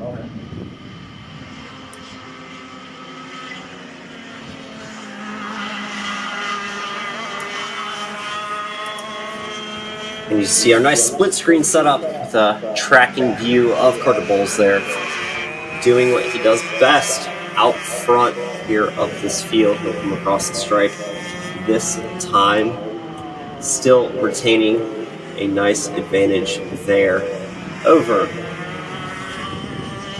drivers farther back. And as our timing continues to cycle, we'll try and keep you updated on everything that's happening on track. And a couple of karts off to the wayside early here in this heat race. So, unfortunate break for a couple, but thankfully it's not the final, it's just the heat. It's all it does is set the grid, so nice little practice run. They'll miss on that, they'll start at the back of the grid, but they'll still have a chance to compete later today in the final. As we work through the first couple of laps, under 2 minutes now remaining in this race. We still have eyes on Grant Cameron there as he runs. And I believe Cameron there running strongly in P2, I believe. Just behind Carter. Carter there in that 17. It looks like Grant Cameron may be making some inroads into that advantage, and one of the drivers having issues. Athria Ramadan, unfortunate break for the number 11. Such good pace. The only one it seemed to be able to keep pace with Carter Bowles in qualifying. An early break there will relegate the number 11 to the back of the field when we start the main event. But up front, Carter Bowles, Grant Cameron, 1 and 2. Carter Bowles just running a great race right now. Decent advantage over second place Grant Cameron. Running nice tidy lines, keeping it clean, keeping it straight, making the most out of those lap times. He and Grant Cameron taking off on this field. They have an 8-second, almost 9-second advantage over Ryan O'Donnell there in third.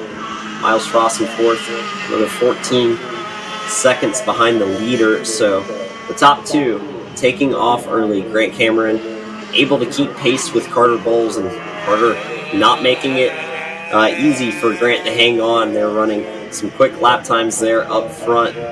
Two experienced drivers here. Carter Bowles that time by. It looks like the gap is closing slightly, but as time ticks out, it will run out on this lap, so we'll come back to 2.6 in the air next time by. You see a look around the facility, a couple of karts off to the wayside. Unfortunate breaks there. But up front, still Carter Bowles.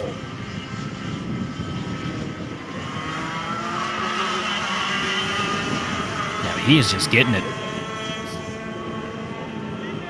Thing is absolutely hooked up on each end of this track. A little bit of a lap car there in front of him. Going to stay out of the way. Classy move. Don't want to get out there and mess up the leaders while they're fighting. You see our side-by-side view. As Carter crossed the line, you see the two sticks in the air. And I don't think I'm crazy. I think Grant is definitely catching him a little bit by little bit. But is it enough before the end of the race? Lap and a half remaining here. Carter still with the advantage over Grant Cameron. These two class of the field right now. Missing one more from the fray. Athria Ramadan with the pace to keep up with these two. Unfortunately, not able to complete any more laps. Down 6 laps behind the leaders now with that break. So they'll come by this time. White flag in the air. One more lap. Carter Bowles holding his advantage over Grant Cameron. Yeah, Carter's going to need to make a pretty significant mistake here for Grant Cameron to even be able to do anything with him. Because I just don't, as fast as he's been running this this stint, I don't see any opportunity for Cameron to really carve into that lead a whole lot. If you're going to see it, it's going to be on this end of the track. To me, it seems like they're running just about the same pace, but the advantage established early in the race seems to be the all too important detail of who's going to win. And with just 1 corner remaining, he'll round the last corner for the final time on to the main straight. Again, checkers in the air, and Carter Bowles victorious here in Purdue GP in the heat race. Cameron gave it a good run, closed in on the leader, but not enough to catch him there at the end. A good race between the two of them. You see Carter Bowles coming home with a victory.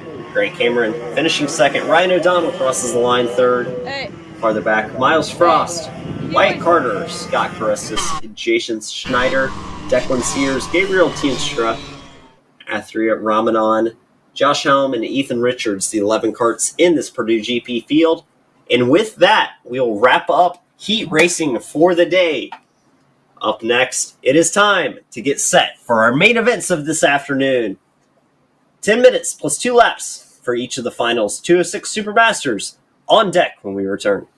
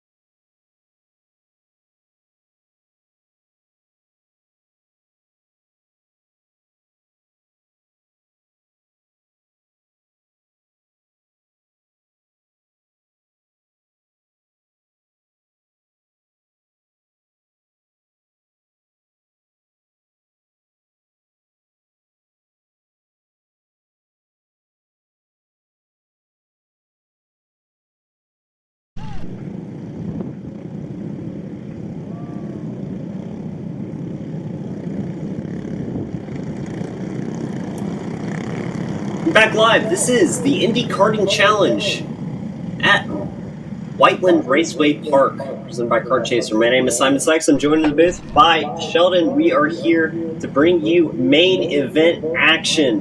What you've all been waiting for here in the afternoon classes. It's time to go main event racing. And first up on the docket, we have 206 Supermasters getting ready to take the green flag and start their race. And we are racing here at Whiteland.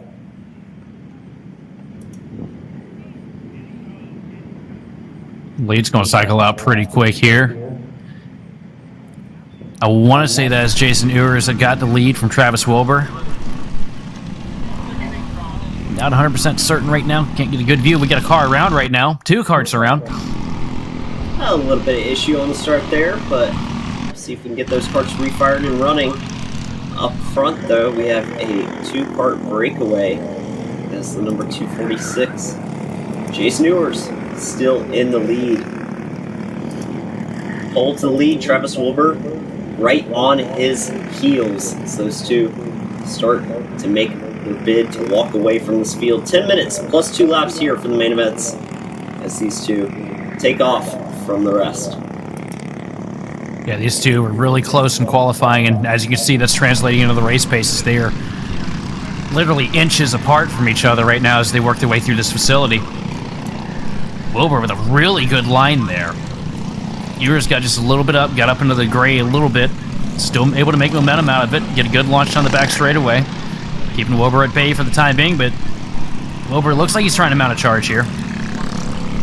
Definitely nose to tail up front. We'll see if they fight now or save it for later, but as it stands, a nice healthy advantage. 3 seconds their lead over Tom Stevens in third.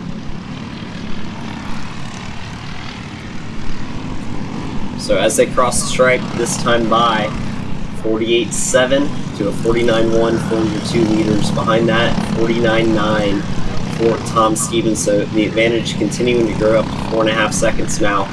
So the race, as it stands, is between Jason Ewers and Travis Wilbur. 46 versus the 6. 1 and 2 on track. They will be going at it, still nose to tail and early into the session. This is shaping up to be a little bit of a better lap for Jason, too. You see him starting to pull a little bit of an advantage over second place Travis Wilbur. You know, got a little close there on the first lap, but here we are, you know. It's fighting back strong. Looking pretty good right now.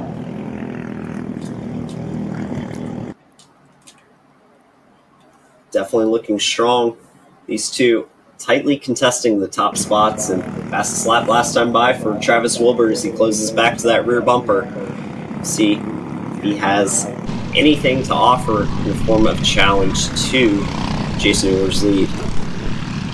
Yeah, Wilbur's really hot in that last segment of the track there, that last lap. Got him a good little bit of an advantage over that leader, the 46. Reeling him in a little bit, not doing much with him here in the drafting section of the track. Getting right to him, though, at the end of that corner. And he's going to dive down to the bottom. Makes side by side, move Wilbur up to P1 now. Big move early in the race. Travis Wilbur taking the lead from Jason Ewers to trading top spot. See if they have any more battling or if they're content to ride until the end, but something tells me we're not done just yet. They've got plenty of gap behind them, no worries for a challenge from third, so they can continue just racing on and attacking.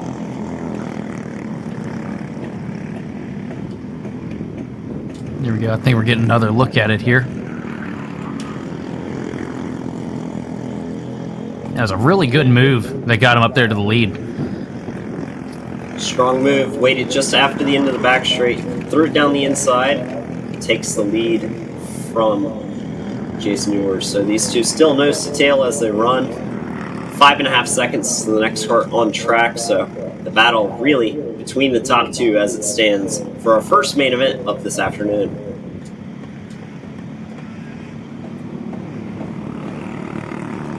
Not really getting a whole lot of pull on that 46 machine of Ewers, though.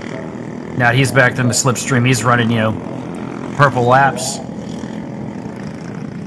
He's not going to make it easy for Wilbur. These two have been pretty matched for pace today. Both really fast, really talented drivers.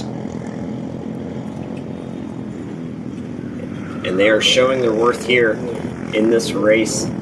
Just about to get to halfway in, halfway home. And as we do that, we'll look at the gaps throughout the field, and still these two, probably the closest battle on track, and also for the lead, as they are well ahead of their competition. Yeah, these two guys are in a different zip code at this point. And look at that, that was a big lap out of Travis Wilbur. Without the advantage of draft, he, on his own, puts in a 47.4, which is 6 tenths quicker than Jason Ewers was on that lap. So now Ewers has his work cut out for him if he wants to stay in drafting range and make this a fight to the end. Yeah, Wilbur's really stretching his legs, trying to pull away from second place Jason Ewers. And I think with that, what we saw that lap, I think he's got the pace to do it. Looking really hot up there at the front.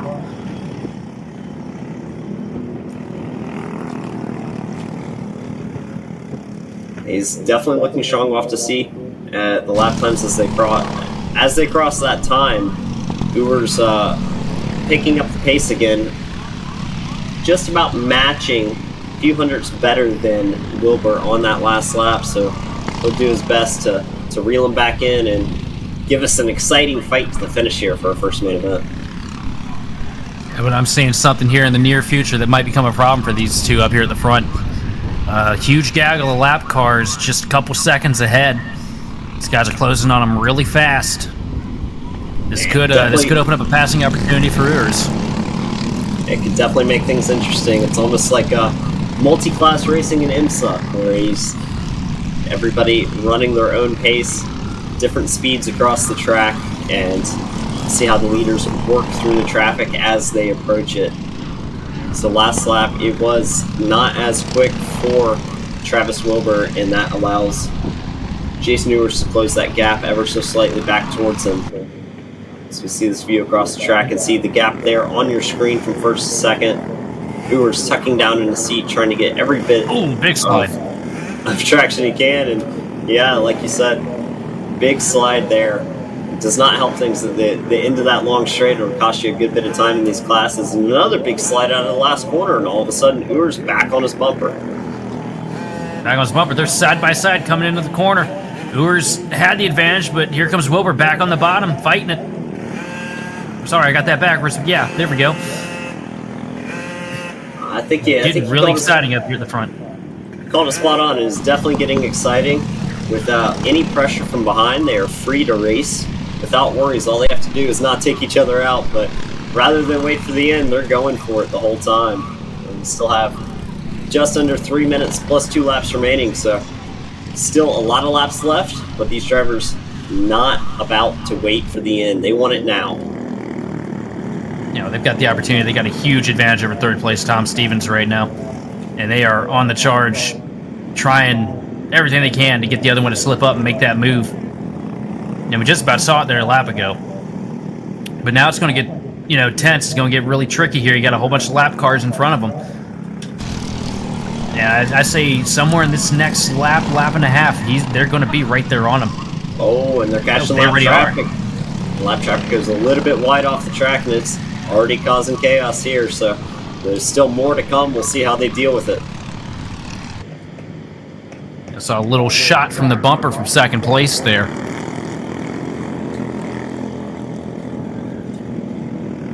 So see all this fighting on track.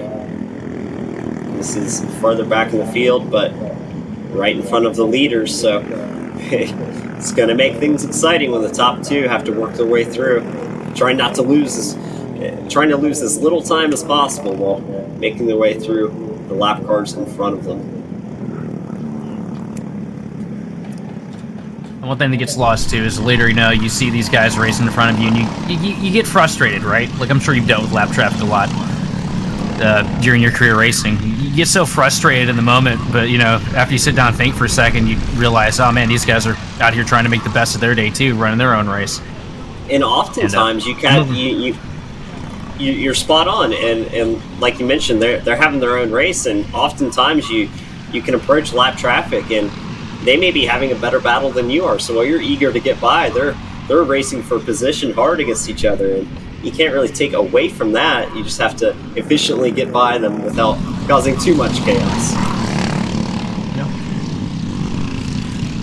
So that time by, seconds clicking off, Travis Wilbur still holds just a slight advantage over Jason Ewers as they are in the class of the field here, running away with this one. They seem to have navigated lap traffic, and as the laps click off, there'll be 2 to go next time by.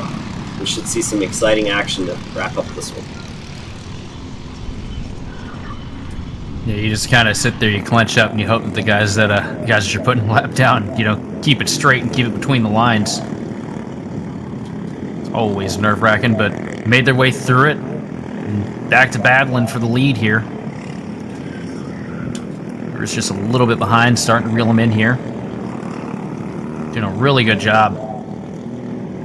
So as they cross the stripe that time, sticks in the air, 2 to go. The action going to heat up here for our 206 Supermasters between Travis Wilbur and the number 6, Jason Ewers and the number 46. Who's going to come out on top?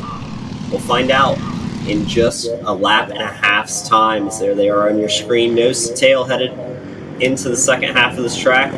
Almost side by side, exiting that corner. Big move down the inside. Ewers is going to look for it. Door's going to shut. He's not going to get the job done just yet.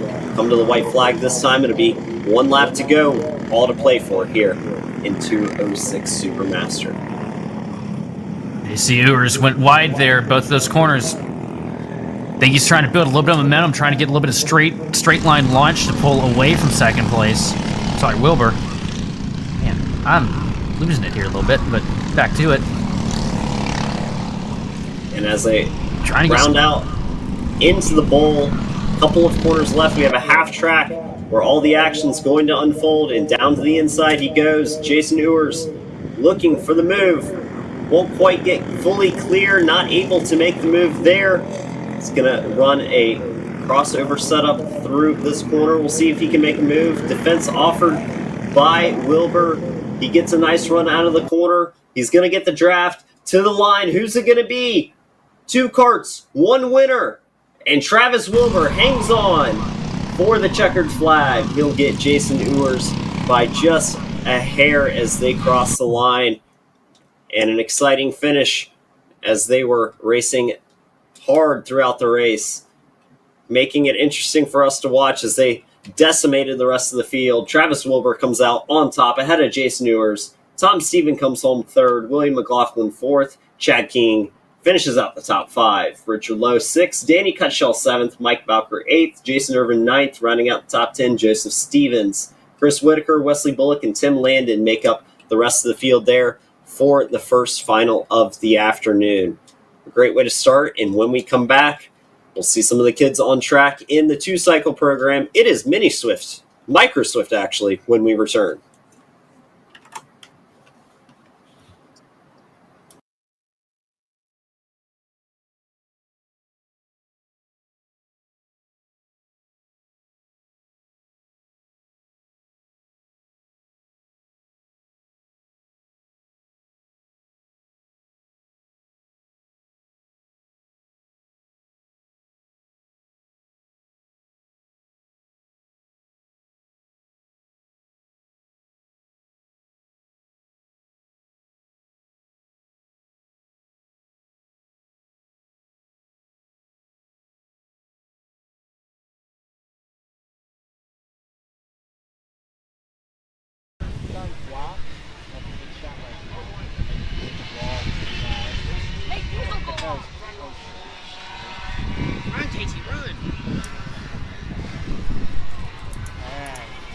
Back live from Whiteland Raceway Park, our second main event of the afternoon here in the Indy Karting Challenge. Micro Swift on deck, just wrapped up with the 206 Supermasters. Now we'll see the kiddios take their turn for their final event of the afternoon. 10 minutes plus 2 laps coming your way here shortly.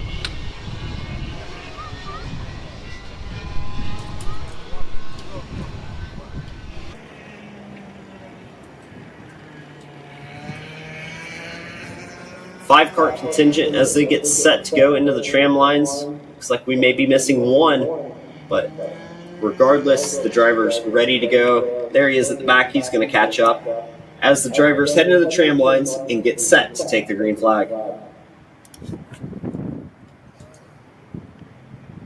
So nice slow start. That will allow time for the last driver to form into the tram lines, and we are racing here in Micro Swift. And already on the jump. Driver out to a healthy lead. That's what I was going to say. You nailed it. Reagan Hodges, she's been so impressive all day and immediately establishing a healthy advantage over the field. She knows how to get it done.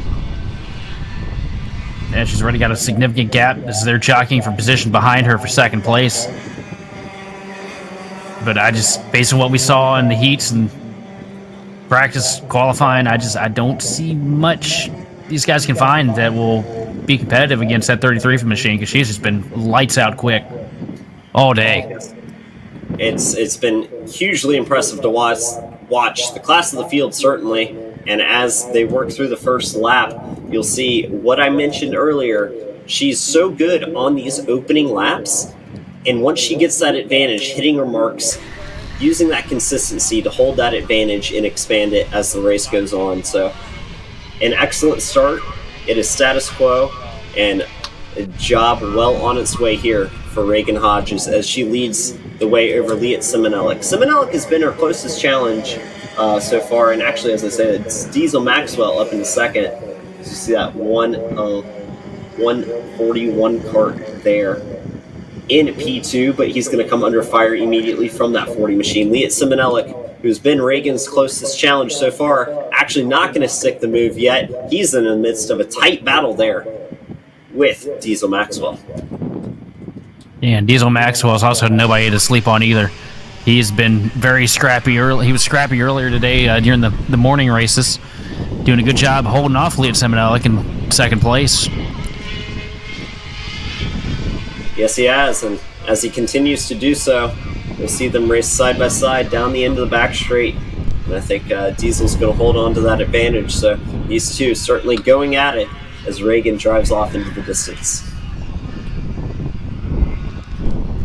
Yeah, the more these guys battle, the more difficult it's going to be for the guys second and third to really have anything to do with your race leader. Because she is pulling away, and these guys are back here, fighting over the position. See a little bit of a slide out of Diesel there. They haven't let her get too far away yet, but if they keep fighting, she will continue to extend that advantage. And it's been some good action between Diesel and Leah, but if they want any chance of catching Reagan, they need to hook up and work together, because she has been so fast so far that it's hard to imagine anyone catching her without some help. Yep, 3/10 up that last lap. 46.9 to a 47.2, a pair of 47.2s between Diesel and Leah. As Diesel gets to the bottom, going to make it stick this time, move him up in front of, move him up. Leah's So I think Simonellic getting the job done there. He'll finally work his way past Diesel Maxwell. It's been coming for a few laps now after a great start from Diesel, but Leah finally taking his original starting spot back, and he'll go to work on trying to hunt down Reagan, but she's not going to make it easy for him. She's already got out to a 1.5 second advantage, and she knows how to hold that lead. What I find impressive is Leah was in that battle with Diesel there, that lap, side by side, the second half of the track, and still somehow found a way to be 3/10 up on your race leader, Reagan Hodges, as far as lap time goes, and set the purple lap of the race with a 46.8. As I say it, Reagan takes it back. And Reagan answers with her own 46.8, but Simonellic a 46.8 as well, again on that last lap, so matching the leader's pace. We'll see if he can drive into Reagan's lead at all, or will he have to settle for second? And that'll come down to late race pace. One thing I want to note on is that I watched earlier is that Reagan was so strong on her both opening laps and mid-race consistency, but I'm not sure if she let off a bit near the end of that race, or was starting to run out of tire, because she backed off a little bit on the lap time. So I'm curious, when you extend it out from a 5-minute plus 2 lap race to a 10-minute plus 2 lap race, if they've got the tire pressures in the window for her to be fast all the way through. Yeah, and also I wouldn't be too surprised either if, it just happened that for the reason she hasn't pulled away to such a massive advantage this time is because she might just be maintaining her stuff a little bit right now too. Knowing that it's a longer race, back it down a little bit, because we saw her get to such a massive advantage on her heat race very early. And here, just tapering around a 1.5 seconds ahead of second place, keeping a nice, bubble between you and second place. I wonder, she seems very calculated. She does. 46.7 that last lap. 46.1 for Liat Simonelli. He is turning up the wick. He is on a mission to get back to your leader. The gap now down to just over a second. So this race, while Reagan out to a good early advantage, is far from over. If Lee keeps up this pace, he's going to have her here in a couple laps, because he is a rocket at the moment. He's carving huge chunks into that lead. Yes, he is. He is going to make Reagan work for it if she wants the victory here. So we'll see what her lap time is this time, if she's received the message and picked the pace back up, or is Simonelli going to continue his charge. And she maintains a 46.7, same lap as before, and Liat 46.4, so kneeling in that gap lap by lap. Down to just over 0.8 of a second there. Getting within range, another lap or two of this, he'll be within draft range. Then, we'll really see what kind of move he's going to make.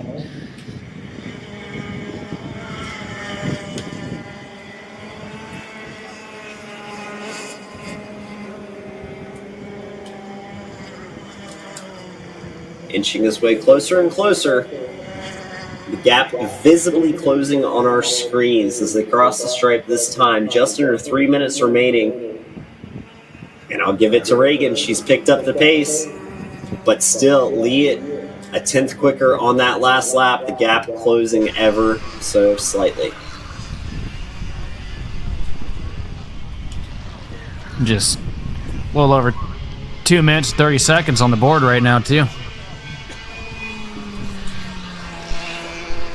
As the laps wind down, we're going to get to the later stages of this race, and it's shaping up right now to be a great fight to the end between these two drivers. Reagan Hodges in the number 33, Liat Simonelli in the number 40, who's going to come out on top. Got a few more laps to find that out, and this time across the stripe, again, a 2/10 advantage to Liat Simonelli. That gap, almost nothing now. He's getting closer and closer. I'd say he is within draft range. He should be getting some of that assistance now. And with the time we have left on the clock, he does indeed have enough time to get to your race leader. Really nice, tidy line there. Getting real close now.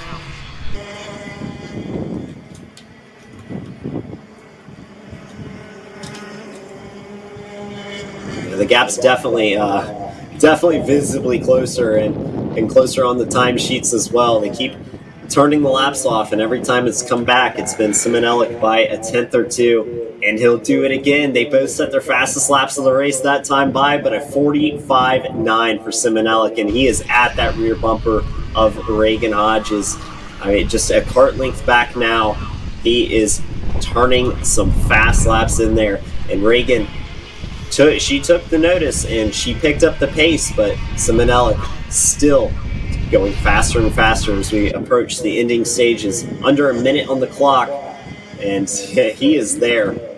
We'll have to see when he gets close enough to make a move, but that time is approaching.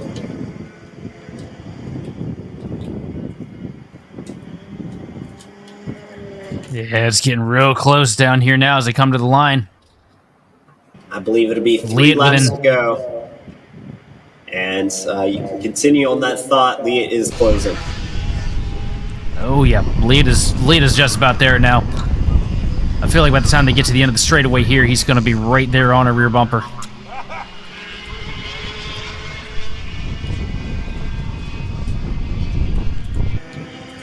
Down the back straight. A couple more laps remaining. And while I say the gap's been closing every single lap, it looks like Reagan's doing a good job this lap. I'm curious to see what her lap time is because she's extended that advantage out just a little bit visually, but a great last sector from Simonelli puts him back in contention. And she was faster by a tenth on that lap, but again, it was that advantage she had over the first part of the lap. Simonelli looking so strong in the second half.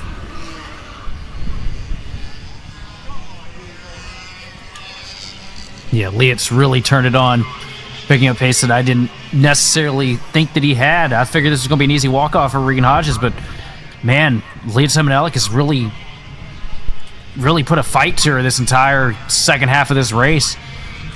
Come down, man. We got 2 laps to go in this thing.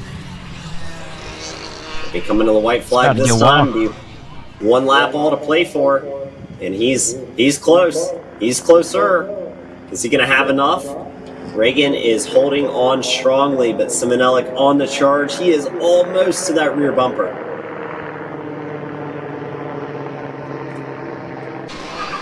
Yeah, he's in exactly the position he wants to be right now. Maybe move, forward another tenth or two, and he's going to be well within striking range. But you see Reagan doing a really good job on the front half of this track. Growing that advantage just a little bit. He's gotten closer. He reeled in that gap from a second back, but as he got to that rear bumper, Reagan turned the burners on and through the final corner, able to hold on with such a strong finish to this race. Reagan Hodges will be your winner here in Micro Swift in the final. An excellent drive by Reagan. She drove beautifully the entire time. Leah started to put the pressure on, but she realized, adjusted, and turned some burners at the end to secure the victory. She comes home as your winner in Micro Swift. Simonelli in P2. Diesel Maxwell comes home 3rd. Patrick McNeely, and then James Fox rounds out your field. Great race there in Micro Swift. Up next, it'll be the drivers in the Mini Swift category. We'll be back here in just a moment.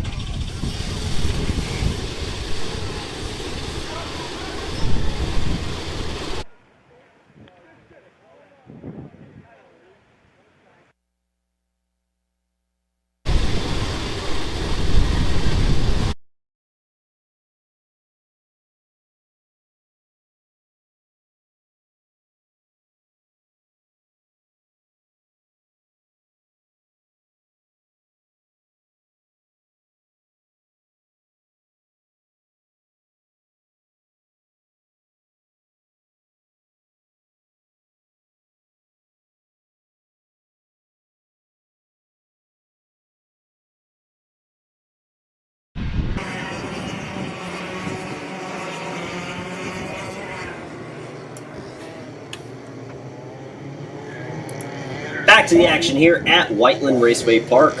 On track, Mini Swift for their final 10 minutes plus 2 laps coming your way. One of our most contested fields here this weekend. Some excellent driving and great consistency throughout the field.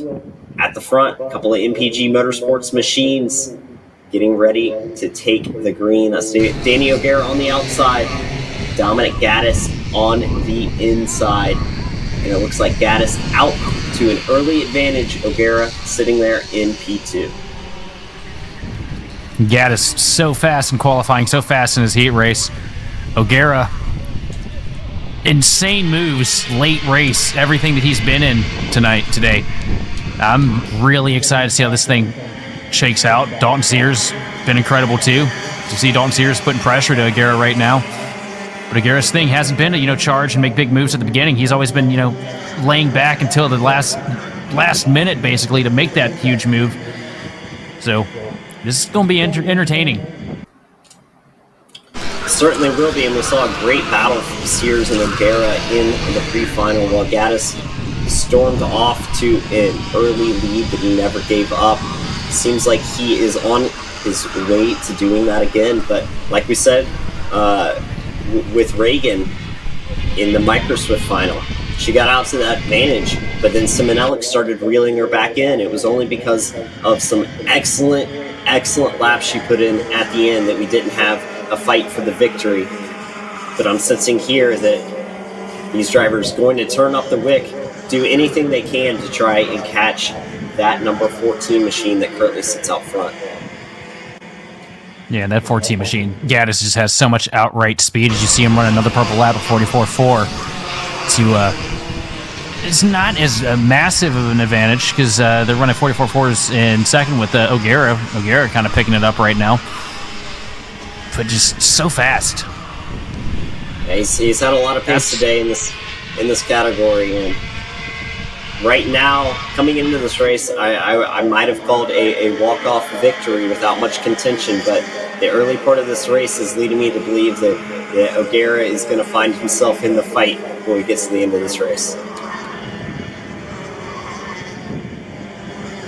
Yeah, I can see it, man. Anybody in this top three has an opportunity because all three of these guys out here, and heck, even top four, you see Austin Taylor moving back up into position. He was so good earlier this morning in one of those races with O'Gara and Sears. Any one of those four drivers, man, I could see things playing their way and them getting the opportunity to get up there and fight for that lead and possibly walk away with winning it. Yeah, and these have been the three drivers that in the heat race we saw that were in contention for it. But while we have a moment and we're looking at all these drivers on our screen, there's Danny O'Gara ahead of Sears. Let's take you through the full field rundown as they stand. Dominic Gaddis currently leading the way over these two on your screen now. Danny O'Gara ahead of Dalton Sears. Behind that is Austin Taylor. Andrew Avalos rounds out the top 5. Then it's Casey Hendrickson, Lincoln Willie, Jordan and one more Kart, and Titus Roberts there in P10. So as they stand, that is your running order. And last lap, we saw a pretty good lap from Gaddis, but also a pretty good lap from Sears. Sears setting the fastest lap of the race, while O'Gara not quite as fast as the two that he is competing with on track. And there you see it down the inside. That is Sears looking for the move on O'Gara. He's going to stick it, knowing he has the pace. He's going to take his chance to try and run down Gaddis. Sears with a really good move on O'Gara there. Going to get a little bit of a pull here down the straightaway. Here at the line, Sears is official. He's going to lead. He's going to be second place this lap.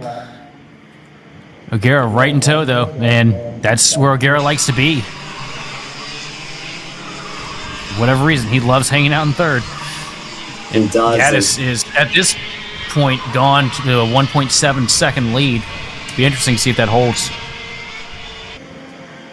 Well, and I think that was the whole purpose of Sears making that move, sensing he had some pace left in his machine, and O'Gara content to follow and push him along. So if these two can hook up and work together, then we'll see if the pace is strong enough that they may be able to catch Gaddis by the end here. Last time by, It was a second and a half. This time 1.8. Gaddis still the fastest driver on track. 43.7 that last lap. 43.9 for the drivers in second and third. So Gaddis extending that advantage just bit by bit. But this is a longer race than our heat, so we'll see if they have time to reel it back in. Just over 5 minutes plus 2 laps remaining, so a full heat race still to go for these drivers.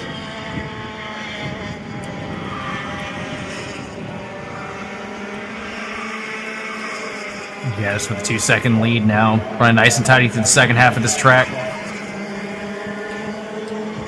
Not throwing a wheel wrong at any point, bringing it down the back straightaway up to the start-finish line now. And I'm hesitant to say, but I don't think he's put a wheel wrong all day, Gaddis. Showing us what he's capable of here at Whiteland against some good competition. O'Gara, obviously, a phenomenal driver in his own right. Still lurking there in third. Right, like you say, right where he wants to be, but I'm sure he'd like to be a little bit closer to the leaders as he's losing just a bit of touch with Dalton Sears there in P2. Sears is making a bid to see if he can't go towards the front. I'll tell you what, I can tell you, I'm pretty sure Gaddis is safe, but I don't think Sears is safe right now. And we'll see. Gaddis may be safe. It just doesn't seem like Danny likes to have anybody behind him until, the last second. And he saves his moves for the end. But I mean, hey, he may save it too far this race, because with the way it stands, Gaddis running away out to almost 3 seconds now over these two. So they're going to have to really find some pace if they want to have a chance of catching that 14 card. Gaddis is just absolutely on cruise control right now. They're all 3 of these guys in the top 3 are matching lap times right now, which is good, especially for Gaddis, because you've got such a big advantage. These guys right behind you running equal laps. As you see now, it tapers down, a little bit over a tenth off for Sears and O'Gara. Gaddis just making a little bit more of a move here.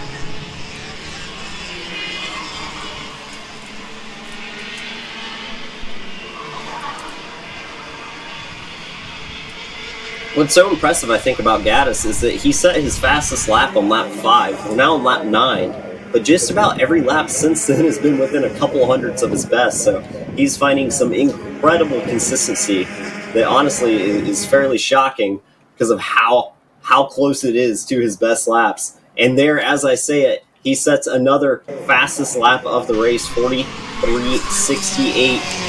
Picking up the pace and leaving the 2 behind him in the dust. He's now out to almost 3.5 seconds of an advantage, and the fight will be for the edge of the podium as O'Gara is going to have to reel in Sears. And look at that. I think that's O'Gara that has made the move back by Dalton Sears. So now they are racing full force, knowing that Dominic Gaddis is out to almost too much of an advantage at this point. Yeah, it would take a very, very large mistake from Dominic Gaddis for these guys to get to him here before this thing's over. Just, 2 minutes left on the board before we get to those last 2 laps. And I don't see them having anything for him. Gaddis has just been perfect. I don't even think it's possible for that guy to throw a wheel in the wrong place. It's seeming like that right now. A bit superhuman in his driving. 43.7 on the last lap. It's consistency that is honestly ridiculous to see. Just couple hundreds separating every single one of his laps, and to do that on repeat, lap after lap, what a drive. You have to give it up for the number 14 of Dominic Gaddis. Still a minute and a half plus 2 laps remaining, but at this point, this race is his to lose. Yeah, that right there is what we call so happily in the sim racing community an alien. Because there ain't no way you're catching him. And it does not seem like that, despite the best efforts of Dalton Sears and Danny O'Gara. They find pace late in the race, but it may be too little too late. Sears with the fastest lap of the race, that last lap. I'm not sure it's enough, though. Over 3 seconds to make up. It's going to be an almost impossible gap to surmount. So, despite the pace finally coming for the second and third place drivers, Gaddis seeming to have done enough thus far and just needs to put it on cruise control and count down the laps. And I do want to speak to you about how close the competition is in this field too. You see Gaddis just now starting to get up to where he's going to start looking at lap traffic here. Everybody in here has run their best laps, have been within a second and a little bit of change of each other. It's a pretty strong field. It's definitely a strong field, and despite everyone being so quick, what's even harder is to do your best laps and do them lap after lap with such consistency, and that's where Gaddis has made his advantage. Despite everyone being able to turn a lap now and then, he's able to do it every single lap he touches the track. And so with just 2 laps remaining on the clock, we now turn our eyes to the battle for second and third. Gaddis on his victory tour, the 2 behind running fast laps, faster than Gaddis in front, but too little too late, as they will go to work on each other to determine who will finish second and who will finish third.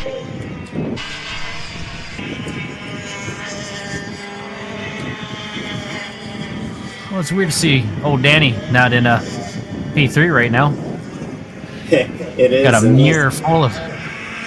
He's fighting hard. He's keeping Dalton Sears behind him so far, and this must be unfamiliar territory. We haven't seen him do this yet. Fight from the last lap in front, but we'll see if he can make it work. White flag's out, 1 lap to go. Gaddis out front. It is O'Gara, Sears to determine the end of the podium.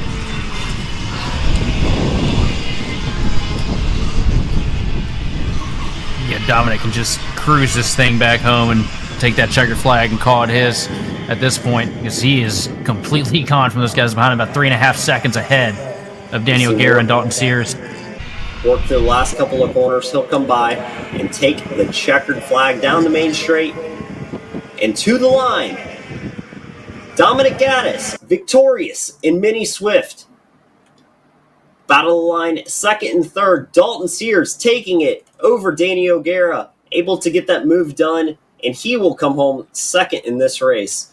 So well-earned second place for Dalton Sears, especially fighting off the man who's made so many incredible last lap moves today. Danny O'Gara comes home third. Behind him, Andrew Avalos, Kason Hendrickson rounding out the top 5. Austin Taylor, Lincoln Willie, Jordan LePen, and Titus Roberts rounding out your field here in Mini Swift. What a drive from Dominic Gaddis.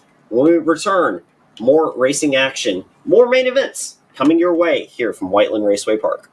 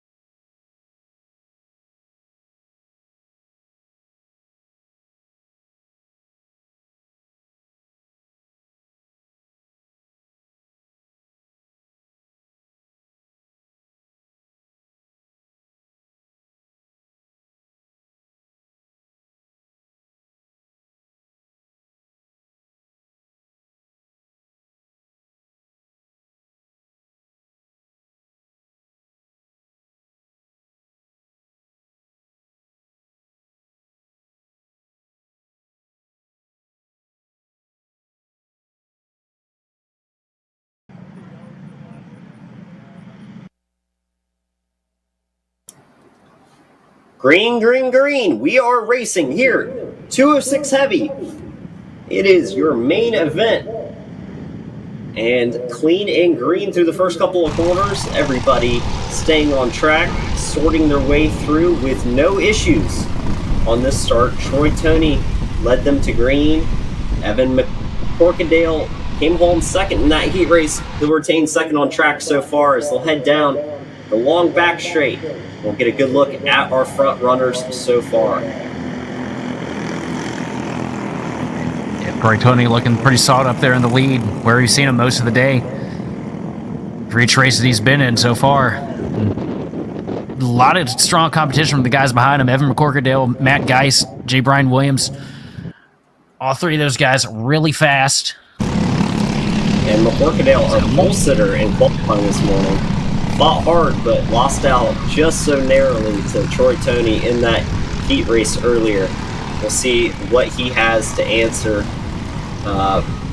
against Troy Toney in this race, but it is Matt Geis who's currently taking over that second spot, running and working to try and chase down your leader in Troy Toney. Matt Geis throwing a little bit of a push down the straightaway.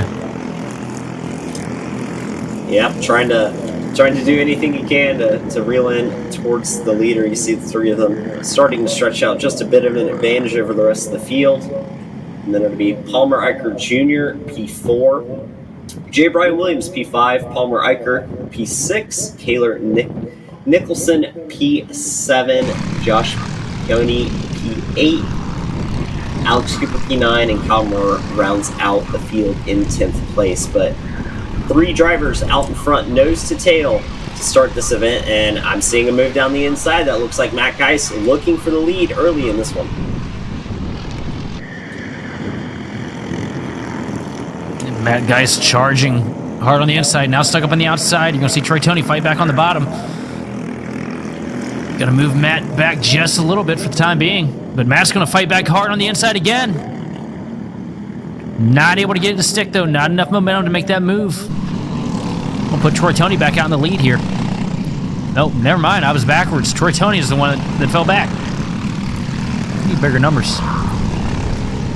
Yeah, it's definitely fairly difficult to see, especially with all the hard racing they've been doing. You scuff up the number plates when you go wheel to wheel, so it puts a tall order on us to figure out who's who and what's what in these races, but certainly a fun time for them getting the elbows out and racing hard here at Whiteland for the Indy Karting Challenge, as the top three still on your screen there, racing hard, dicing it out, and Evan McCorkadale leading the way here in this one.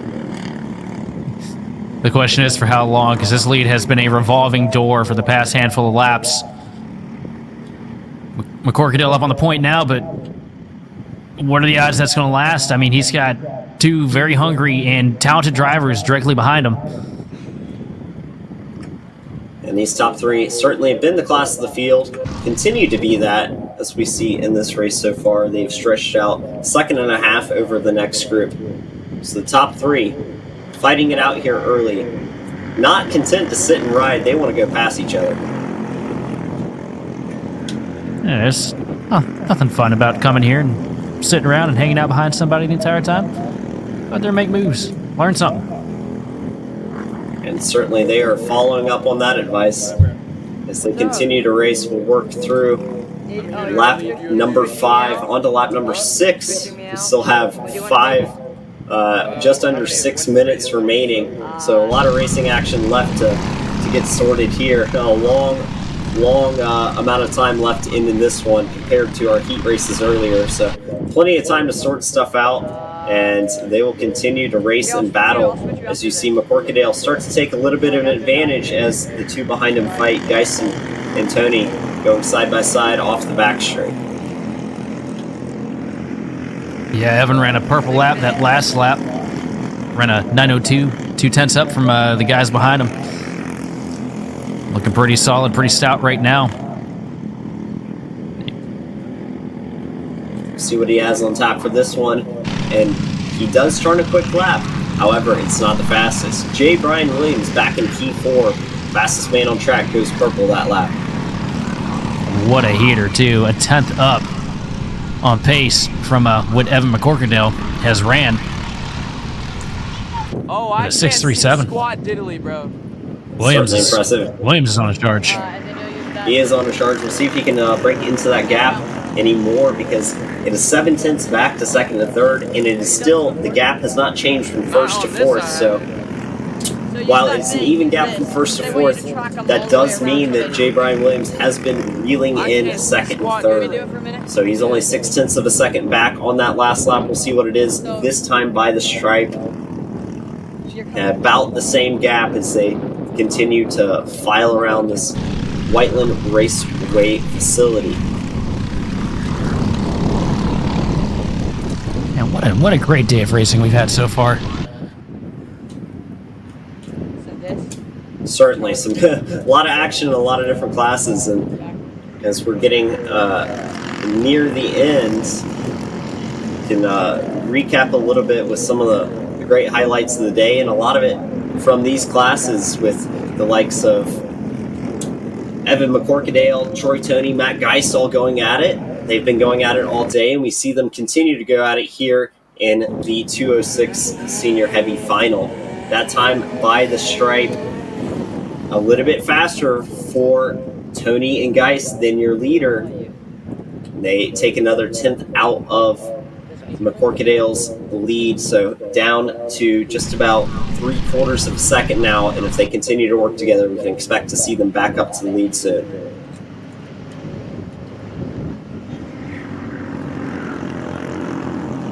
Everybody kind of starting to bunch up again here. Evan running good laps with guys behind him just a smidge faster at this stage in it. You see Troy Toney getting back up there into the picture now, starting to reel in Evan McCorkadale. Troy Toney with the best lap now, 46.4.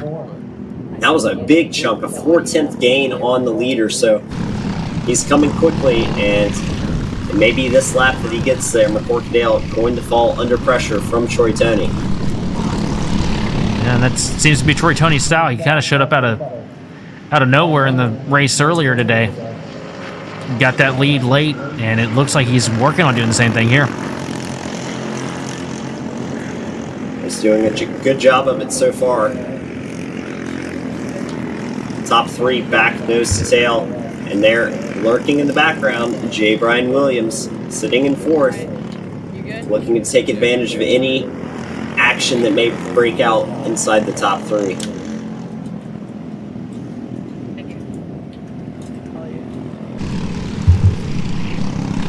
I think we're about to see something break out here. 2 minutes left, 2 laps after that.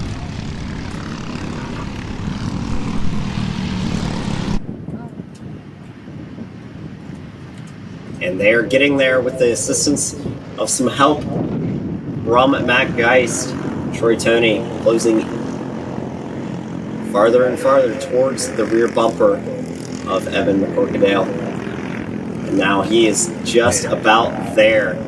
As time's running out, the question is when? When are they going to start battling?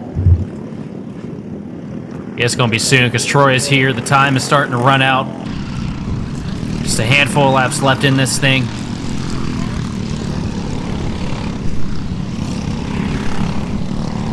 I wouldn't give it too long now before he's there. Especially with as good as run as he's getting here on the long straight. McCorkadale still with a strong first sector. It keeps Troy Toney from making that move off the long back straight, but he does get there with the assistance of the draft. And he's close enough to make a move now. There he is. And he Here does. it is. Down the inside. He's got it. Troy Toney the lead. But a crossover. Put that 18 machine back, the 19 machine on the bottom there. He's going to try and get it back here at the line. McCorkadale is going to still lead this lap. McCorkadale holding on to that advantage, but that fighting definitely shaping up. 18 seconds on the clock, meaning we're going to get 2 to go next time by. And we'll see how much they fight because J. Brian Williams still lurking there in the background. Will he be a factor in this race at all? As we see another move made for the lead. Troy Toney down the inside, looking on Evan McCorkadale. He almost completes it, but a nice outside hold from Evan will help him retain his lead so far. So coming back to the stripe this time, Here we go. over under on the exit. Troy Tony managing to slip by. He'll go to the lead that time. Yep, Troy Tony with really, really smart moves there to get to the lead and to take that lead from Evan McCorkadale. Evan tried everything he could to fight it off, but Troy is back up to the lead. Right where he wants to be. He's worked all race to close down that gap, and as you can see now, it's 4 karts in the fight, lap and a half remaining. We'll come get the white flag next time by. But will he actually explode before then? I think we got our white karts mixed up. It looks like it's actually Matt Geist that's in the lead. Did Matt Geist come through from third and take the lead out of that? That's impressive. It looks like it. Wow. And now you see 2 by 2, side by side, white flag in the air, 4 karts all fighting for victory in this one. Matt Geist, Evan McCorkadale, Troy Tony, and J. Brian Williams. As they come across the line, yes, indeed, Matt Geist in the lead. And this is what I've been looking forward to all day, man. These guys look so good early. They look great in their heats. Such a competitive field here. I mean, we're going into these last couple corners now, and you got 2, 3 guys that have an opportunity to win this, potentially 4, depending on how the cards lay. A little bit of contact there. And here comes the 19 machine. McCorkadale back to the bottom of Matt Geist. A little bit of contact. Move Matt back to second. And out of the final corner, McCorkadale with a strong run. They're closing up on him to the line. Who's going to get it? Side by side, McCorkadale takes victory here in 206 Senior Heavy. J. Brian Williams comes home P2. A bit of an incident there at the line. Lost some barriers. We'll have to see what happened. Possibly a replay of the chaos there. But nevertheless, Evan McCorkadale, J. Brian Williams hunts them down from way back. Was sitting alone in 4th place. Gets into the mix of the fight and comes home to finish second. Troy Tony solidifying 3rd place. Matt Geist 4th. Palmer Eicher Jr. 5th. Palmer Eicher 6th. Josh Piccioni 7th. Kaylor Nicholson 8th. Carl Moore 9th. Alex Cooper finishes out the field. And yeah, a lot of action there at the end of that one. What a battle. That was awesome. Incredible. I think that's, like you said, what we've been waiting all day for. So an excellent way to see our 206 Senior Heavy wrap up with just chaos there at the end. A 4-kart fight for the final spots. 3 drivers, 4 karts, 3 on the podium. Who got it done but Evan McCorkadale. Excellent drive there. And up next, back to the 2-cycle side of things. K.A. Jr. coming your way next.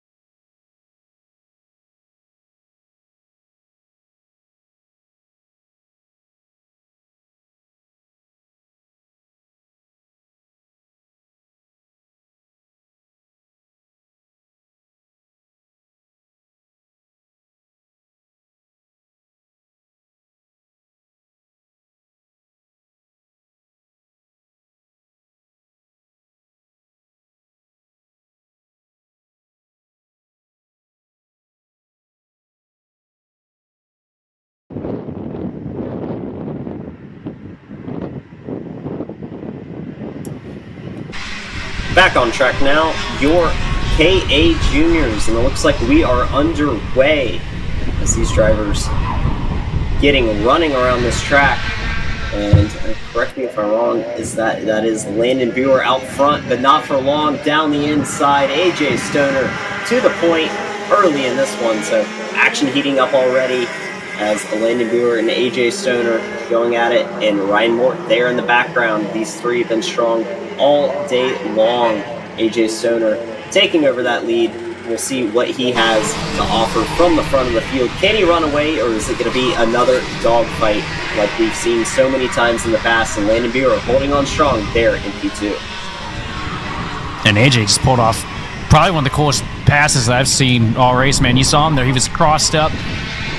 Looked like everything was about to kick out from under him. Still kept his foot in it and got by Landon Buer for the lead. And Landon is not an easy pass. We saw how fast he was earlier. Did you see Landon sliding out a little bit right there behind him, trying to get down the power to get to him? See, they're still in contention. We have a strong contingent at the front of this field. Nobody breaking away yet. So a good start to this race means be a lot of action for a lot of laps to come. 10 minutes plus 2 laps on the clock. We're just inside 9, and the top 4, top 5 still nose to tail. And Buer is right there on the rear bumper of Stoner at the moment. 4 carts under a blanket as they come down the long straightaway. Oh, he caught the curbs there. Just a little bit there, running so close to each other. And yeah, as you can see, five carts on your screen as they pan through. What's impressive is that's most of our field. We have 7 carts in the field, and most of them are in this front group fighting hard. So you see Dane Van Dyke there at the end of the 4 carts, and then right behind them, Mason Gallion in P5. Just behind that, Lucian Laser and Gabriel Payne. But the top 3 that have been so strong all day been AJ Stoner, Landon Buer, and Ryan Mort. Tell you what, this is one of them situations where, you know, quality is a little bit better than quantity. These guys up here running so good, putting on such a great performance right now in a great race.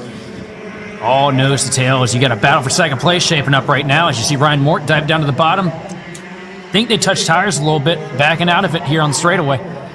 He won't stick the move, and that'll help AJ Stoner extend his advantage. So an early move made. Not going to stick it for Ryan Mort, but the gap, not too much of a loss for Buer, as he is still well within fighting range of AJ Stoner in front of him. Yeah, if you're AJ in that 14 right now, you're absolutely sweating. If every time you look back, they're still there. Running really good laps right now, though, really clean.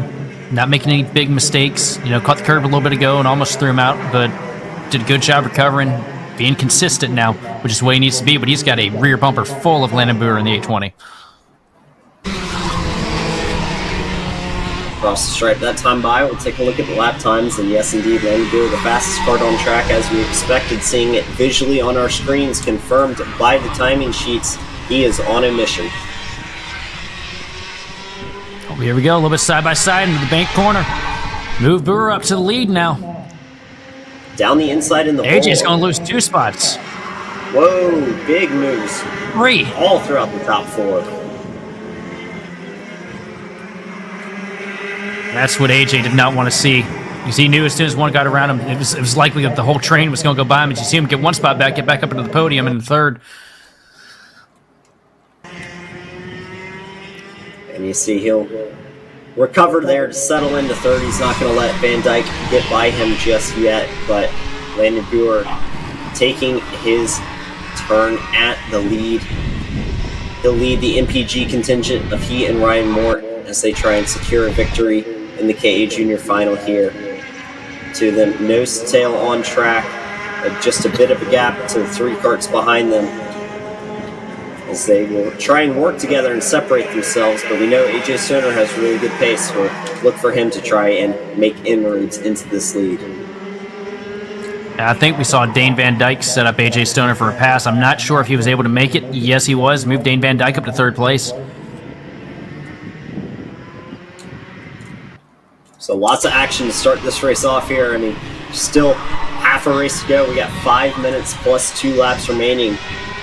Plenty of time for action to sort out, but as it stands, the MPG boys doing a great job out front. And it's Landon Buer over Ryan Mort as they try and check out from the 3 karts behind them. It was a 5-kart pack to start this race, slowly turning into 2. You know, here's the new question: how hard are these teammates going to run each other here as we get into the later stages of this thing? I feel like I've seen them run them pretty hard against each other before, but the question is, when do they do it? Do they save it for the last lap, or are they going to fight early and give the others a chance to come back into the battle? Well, I know you don't want to get those others in the battle, but at the same time, man, sometimes that greed, it'll slip in there. It's hard you know, not to, Mort, especially if you feel you have better pace. And yes, Ryan Mort definitely going to want to get the win. We see him throwing a little bit of help to his teammate, giving him a huge bump draft down the long straightaway. Doing a pretty good job sticking to the plan, if there is one. There's still a long time left in this race, so playing it smart for now. We'll have to see if that holds up for the entire duration. And fastest laps for both of them on that last lap, 41.3. They got 4/10 of pace over their next competitors, and the gap out to 2 seconds now. So a lot of work to be done for Van Dyke, Stoner, and Gallion behind if they want to have any chance of catching the MPG duo that's out front.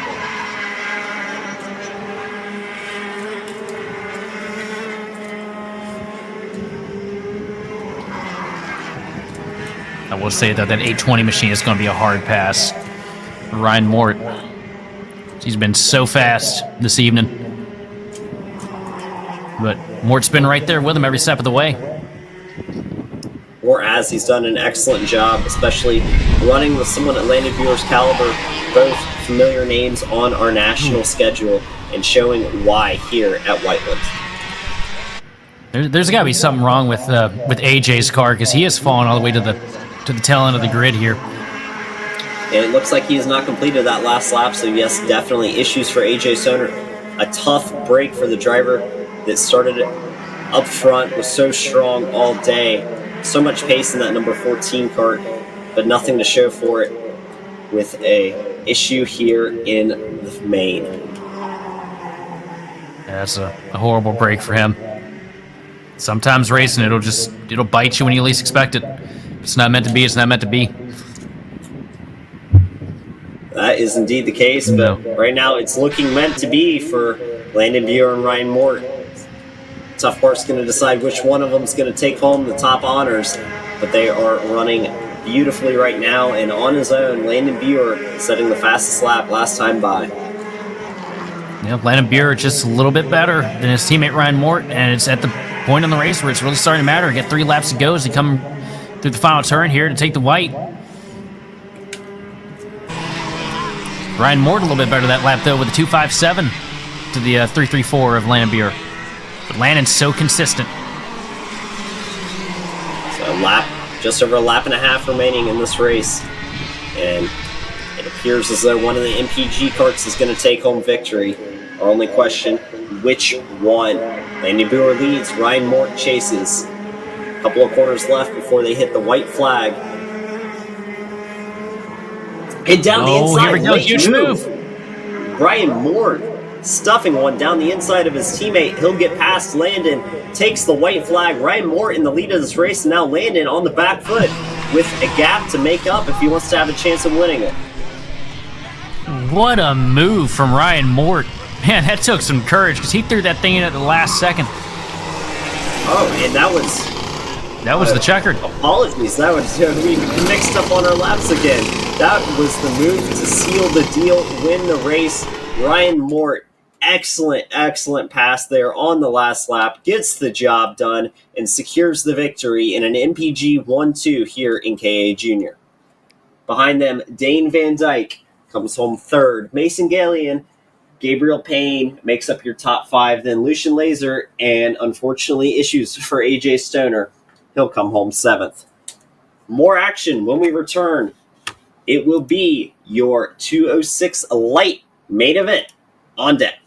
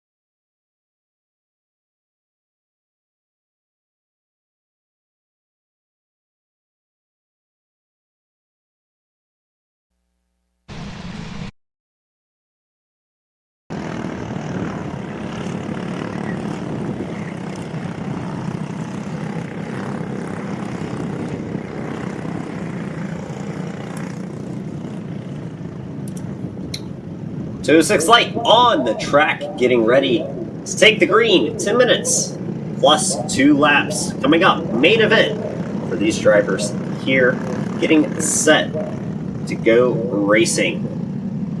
Decent sized field, everyone finishing warming up their tires into the tram lines, and they'll get set to get this race underway. Here we go for 206 light.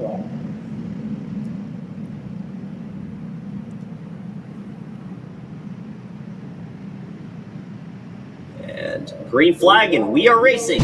Elijah Fox leads the way. Braden Heber there in second as they navigate the first couple of corners. Looks all clean and green throughout the field. Elijah Fox retaining an opening lap advantage here as they cycle through the hairpin and head towards the bowl on the long straight. We'll wait to see if there's any big movers. Nothing just yet, but the top 3 nose to tail already here in 206 light. Yeah, this right here, this is another one where I'm expecting anything could possibly happen. These 3 guys up here in the top 3, so fast, it's really hard to measure who's the better of them all. Elijah Fox has been so strong today, though, as you see him start to carve away a little bit stronger of a lead, and up by 2.5 tenths right now. And as he does, the field spreading out inch by inch. And it'll accordion effect here shortly. They'll all pack back up, but early pace going to spread everybody out. We'll see Elijah Fox retain the early lead, but a big draft from the 2 behind him. The 2 Bradens in our field, Braden Johnson and Braden Heber, working together, second and third. And we'll get back to the rear bumper of Elijah Fox. Man, Elijah's doing everything he can to try and keep that advantage. You see him ducking his head down to the steering wheel on the straightaway to try and cut the drag a little bit. Make that cart go just a little bit quicker. He's working for it.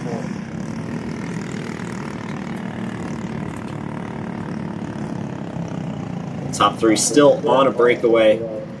We'll check. We'll give you a full field rundown here early in this race. 8 minutes plus 2 laps remaining, and Elijah Fox leads the way. Braden Johnson and Braden Heber right behind him for second and third. Jared Howerton P4. Levi Wilbur makes up the top 5. Gage Justiniano P6, Gavin Baird P7, Dominic Stancombe P8, Ethan Williams P9, Dylan Howerton rounds out the top 10. Behind that, Nick Patton, Colton Kelly, Mike Hamaker, Zachary Allen, Everest Mintzer, and Erica Ackerman are the 16 drivers in the field running senior light.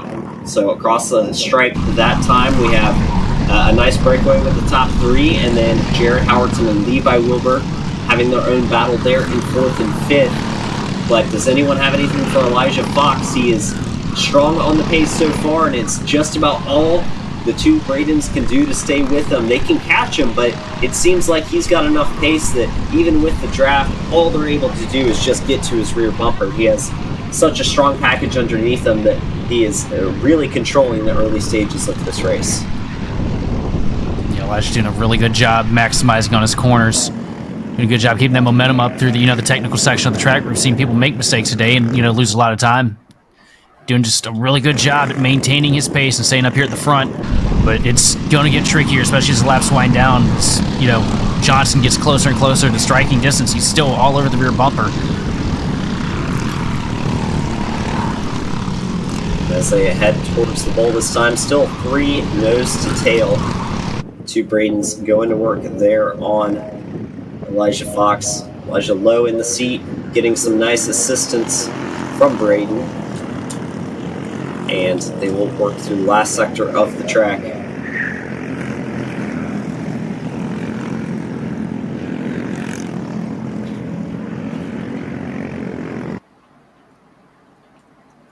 Across the stripe this time. Fastest man on track still remains your leader. Braden Heber has the fastest lap of the race, but last time by, Elijah Fox, 45.4, fastest one out there currently.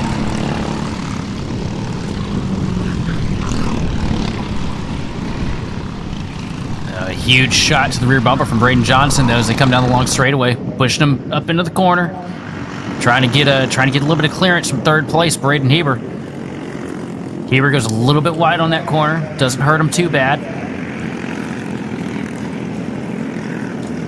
Everybody just running nice tidy lines right now. Everybody really equal at this stage in the race.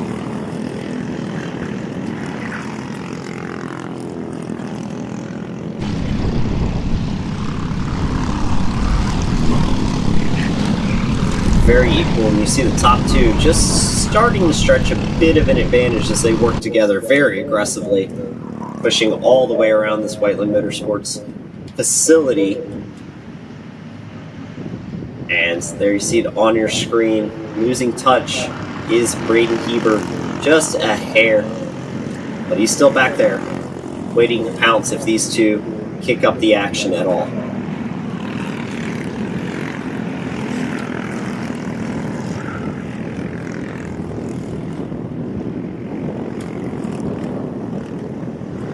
So far, so good. Elijah's still doing a great job maintaining a little bit of a gap over second place Braden Johnson. Johnson's still all over the back of him, though. Not making any mistakes, though. That's the thing we've seen out of Elijah today. He doesn't really slip up too much. And staying true to form here, holding down a hard-fighting Braden Johnson in second place. Holding on strongly as the drivers work through the last sector of the track. Top two, man, they are hooked up and running together. Braden Johnson pushing Elijah Fox all the way around the track. And they are extending their advantage over Braden Heber. So as laps wind down, just under 4 minutes plus 2 laps remaining, starting to turn into a 2-horse race. Heber's still lurking in the background, but doesn't quite have the pace to stay with these two unless they do some very aggressive battling here in the next coming laps. I think it's going to come here soon. I can't imagine that Johnson's going to stay tucked up behind Elijah, the entire thing. He's very competitive, very quick, all over the back end of Elijah Fox. I see a charge coming here soon. I think once we get the two to go, I think we're going to see the gloves come off.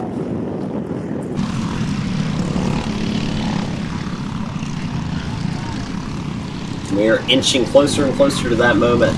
Under 3 minutes remaining. Still content to just push away from the field and extend their advantage. We'll see how it continues to cycle. They're doing exactly what they need to be doing if they wanted to secure a 1-2 finish here in this main event.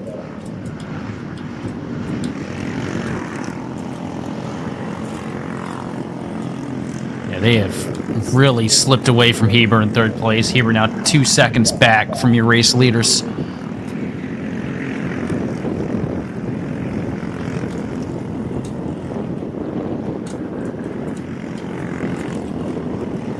Heber falling back, and he'll start to fall into the clutches of Levi Wilbur and Jared Howerton. They're pushing together, but they're another couple seconds back from Heber in third, so action still with the top two as they continue to turn laps around this facility. They've yet to make any aggressive moves, just content to have a nice little testing session until the last couple of laps.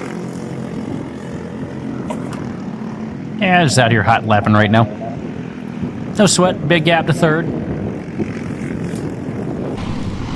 45.3 was the previous lap, 45.2 and a 45.1 for Braden Johnson, setting the fastest lap of the race. So the leaders still getting quicker and quicker as the race progresses. It was 46.0 for Heber last lap, so that advantage is just growing,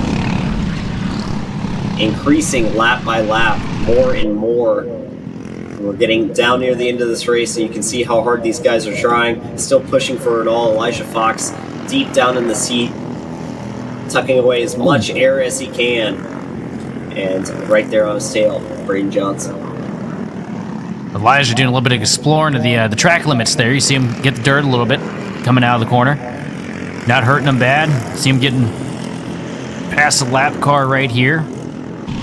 A tough place to actually make that move. It's going to jam him up just a little bit and give Elijah Fox a nice little gap.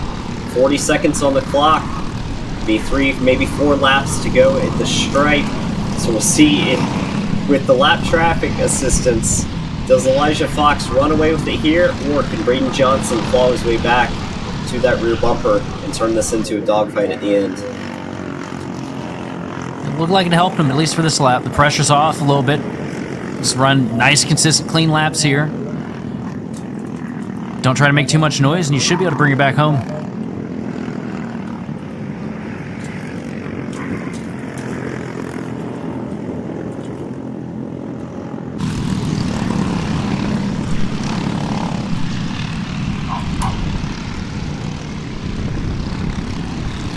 More lap traffic getting out of the way, and that gap, it seems to be growing. I mean, it was a tough last lap.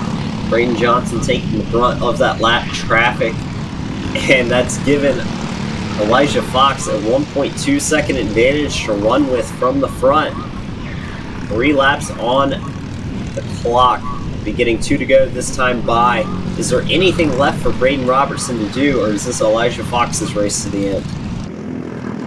I'll say Elijah caught that lapper at the perfect time in the straightaway coming into the corner. Braden not so much, caught him right in the center, right at the apex. Didn't hurt him too much, but it didn't help him any at all, that's for sure. So with 2 laps to go, big gap and out of draft range. Elijah Fox looks to have this all wrapped up.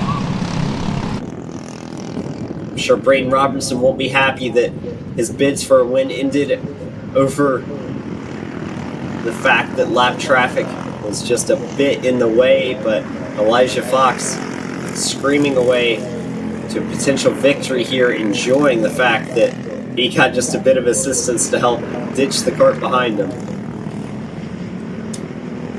Yeah, Elijah's run a masterful race here too.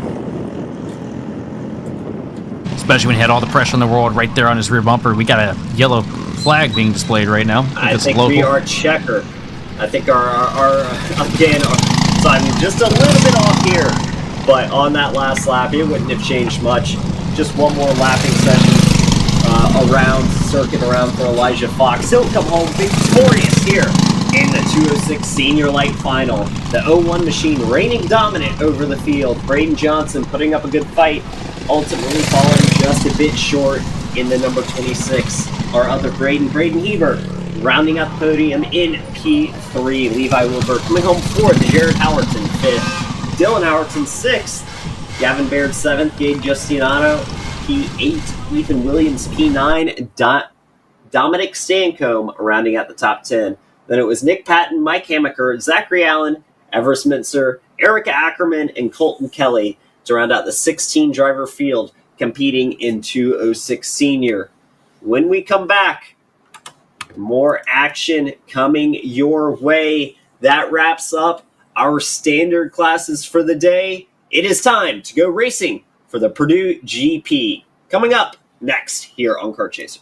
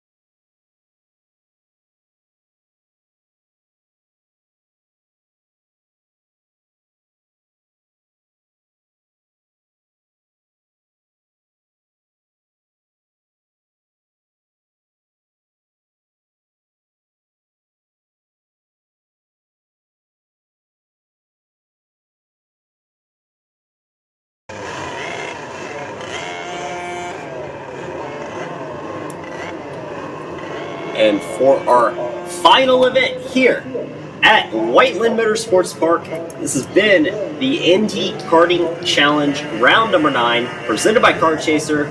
On deck, ready to go, it is the Purdue GP.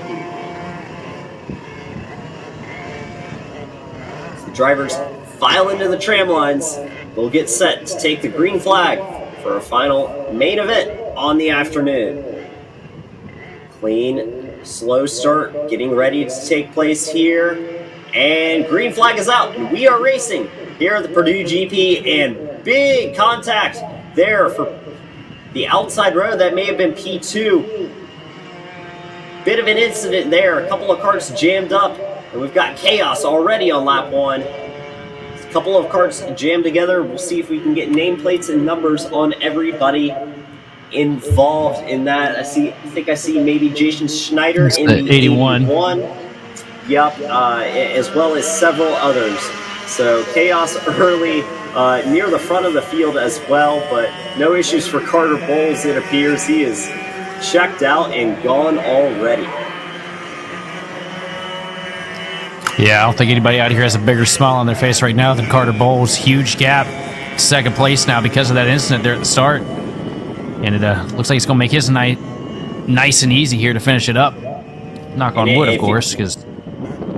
If you looked at who was involved, the drivers that may have given him a run for his money, Grant Cameron in that number 48 had a lot of pace in the pre-final, was involved in that first lap incident. So one of the big contenders here to challenge Carter Bowles out early. And he is free and clear already with a 3.5 second advantage over Miles Frost, who's inherited P2 on the first lap. Yeah, so that's a tough break for Grant Cameron. So fast in the heat, so fast in Qualy. Get taken out right here at the start of this thing. Very, very tough break. Unfortunate to see for Grant. Carter will be loving it, however. And while we're still in the early laps of this race, let's give you a full field rundown to see where everyone shaked out after lap 1. In the lead, Carter Bowles in the number 17. Miles Frost follows him with Andrew Morin in tow. Scott Carestis in 4th, and Gabriel Tinstra rounds out your top 5. Farther back, Josh Helm, Tayton Langston, Jason Schneider, and Ethan Richards and Ryan O'Donnell in the top 10. Grant Cameron falls all the way down to P11, along with Wyatt Carter and Declan Sears also having issues. So 9 drivers on the lead lap as it stands, and 5 seconds out front. Carter Bowles dominating early here in the Purdue GP.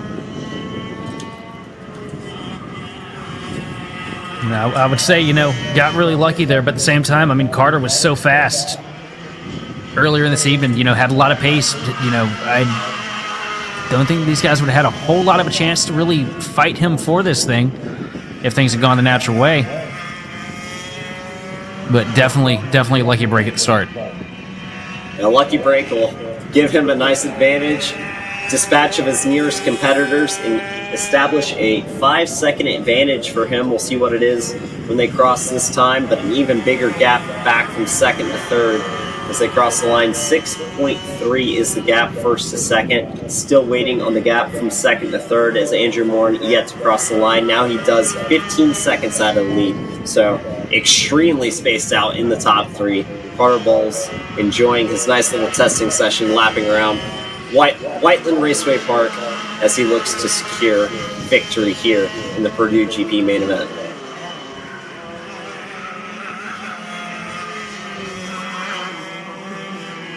Running incredibly fast lap times too. 46.2 that last lap. Whole second above what Miles Frost ran in 2nd place. 3rd's just a little bit quicker though than in 2nd. Andrew Morin running 46.9s. That's certainly well within the realm of competition. 46.6 last time by for Andrew Morin. He's showing he has good pace. Unfortunately, he's 15 seconds back from the lead. So aside from some miracle, he's going to have to hope he can chase down Miles Frost to secure a second place finish, but definitely showing good pace out of the number 41 machine. If he keeps on running that fast and that consistent, yeah, there's a strong possibility that he get to Frost before this thing's over. Only halfway through this event at the moment.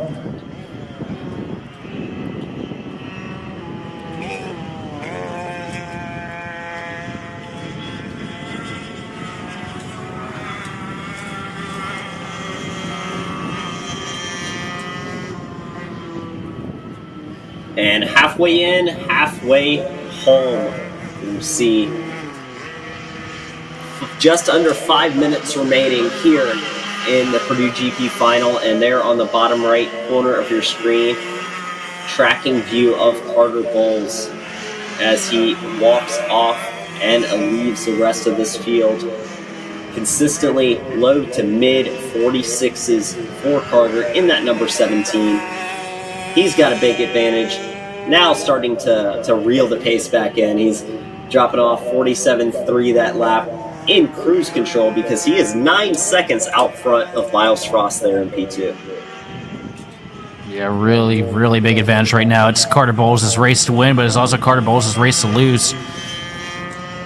As long as he just keeps everything straight and tidy, he can just put it on cruise control right now. He's such a big advantage that there's really no opportunity for these guys to get to him as late in the stage as we are now.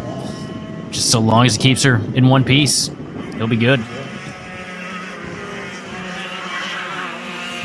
And Carter seems to be doing that, backing off the pace a little to just put on the cruise control means he's going to be hitting his marks and not putting a foot wrong.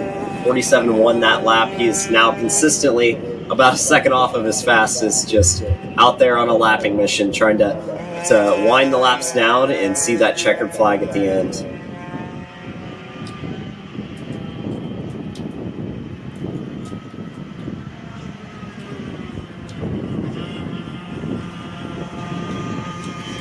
Yeah, this kid is so fast, man. Just been lights out quick in the Purdue GP series. So fast today, hasn't made a mistake yet. Just a league of his own at the moment. Certainly, and the lap's winding down. His gap continues to increase. It was 10 seconds last lap. Turns another 47.1, still on cruise control, but extending the gap even on cruise control. So we'll see as it crosses this time, 10.5 seconds to Miles Frost behind. And we'll see what Andrew Morton has in store, if he can make any gaps into Miles Frost for P2, but he is 9 seconds back from Miles. So everything pretty sorted and ordered at this point. And we have not that many karts left on the lead lap. We'll see as they cross the line this time. And I believe we have 3 karts still on the lead lap. Make that possibly 4. Yeah, I think Carter's about to dispatch of P4 on track in just a moment, but showing how dominant he is, leaving the rest of the field behind, making light work of everybody else out there. Unfortunately, we couldn't see what Grant Cameron might have in store for him with that first lap incident, but that's racing sometimes, and Carter, the beneficiary of a nice string of luck to set himself up for a victory here in Purdue GP.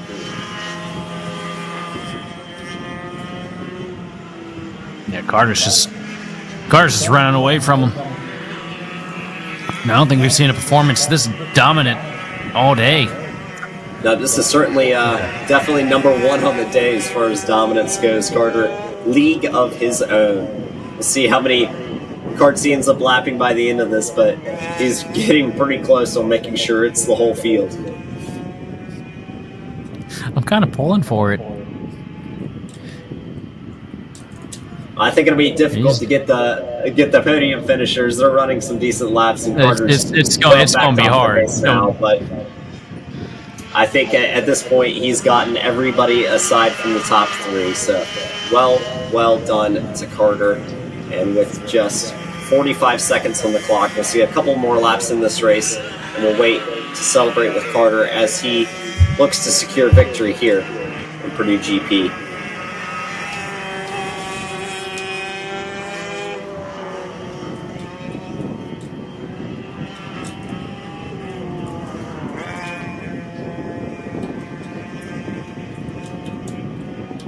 Just really clean and consistent, clicking off fast laps.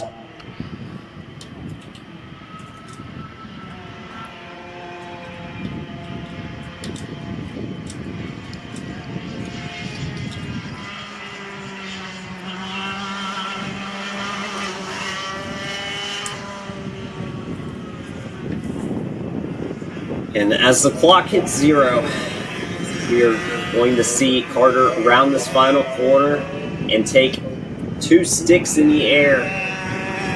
2 to go, this time by. Carter Bowles leads the way in Purdue GP, and now he is in full cruise control, 49-2 that lap. He is about 3 seconds, exactly 3 seconds off his best lap of the race.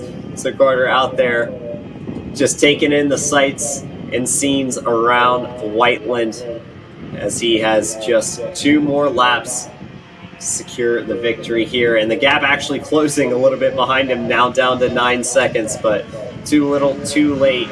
A lap and a half left for Carter. Yeah, also Carter's not pushing it that hard at this point. He knows he's got this thing in the bag as long as he just gets it around and gets it to the stripe. No need to really go out there and set any more lap times. You've shown everybody what you're capable of. Bring home in one piece and bring that check. Has been proven already, and with the last lap circulating now, Carter Bowles one more time around Whiteland to take victory.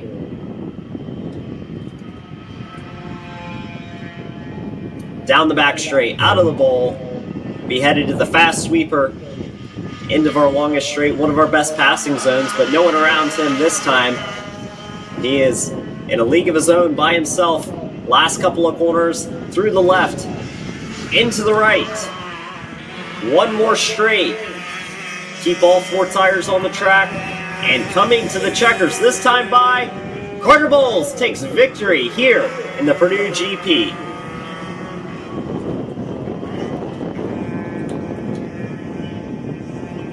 We'll have to wait just a minute for everybody else to come through, and there is Miles Frost coming home second, Andrew Moore in third, Scott Carestas finishes 4th, Ethan Richards 5th, Josh Helm 6th, Tatum Langston 7th, Jason Schneider 8th, Gabriel Tinscher 9th, Ryan O'Donnell 10th, Greg Cameron 11th, Wyatt Carter 12th, and Declan Sears rounds out your field in 13th. Wow, what a race, what a dominant performance by Carter Bowles, locking down the field, backing the pace up, and lapping everyone up to 3rd place. What more can you ask out of a race as a driver? Yeah, what a talented young driver. What a great drive he had there, man. I was not expecting to see somebody walk off to that big of an advantage at any point today, but lo and behold, we just saw it. And Carter Bowles sending a statement to everyone watching as we wrap up our activities here at Whiteland for the Indy Karting Challenge. This has been round 9 here at Whiteland, presented by Kart Chaser. We're so glad to have had this opportunity to come and present and see some excellent action throughout the day. Some awesome races, a lot of great action, definitely kicking up a notch in the afternoon, and then rounding it out with the Purdue GP, where a dominant performance by Carter Bowles caps off our evening's events. So thank you to everyone who's tuned in, everyone who's been a part of this, and all of our partners that make this possible. This has been the Indy Karting Challenge, presented by Kart Chaser. My name is Simon Sykes, brought to you alongside Sheldon. Signing off for now. We'll be back for the next one.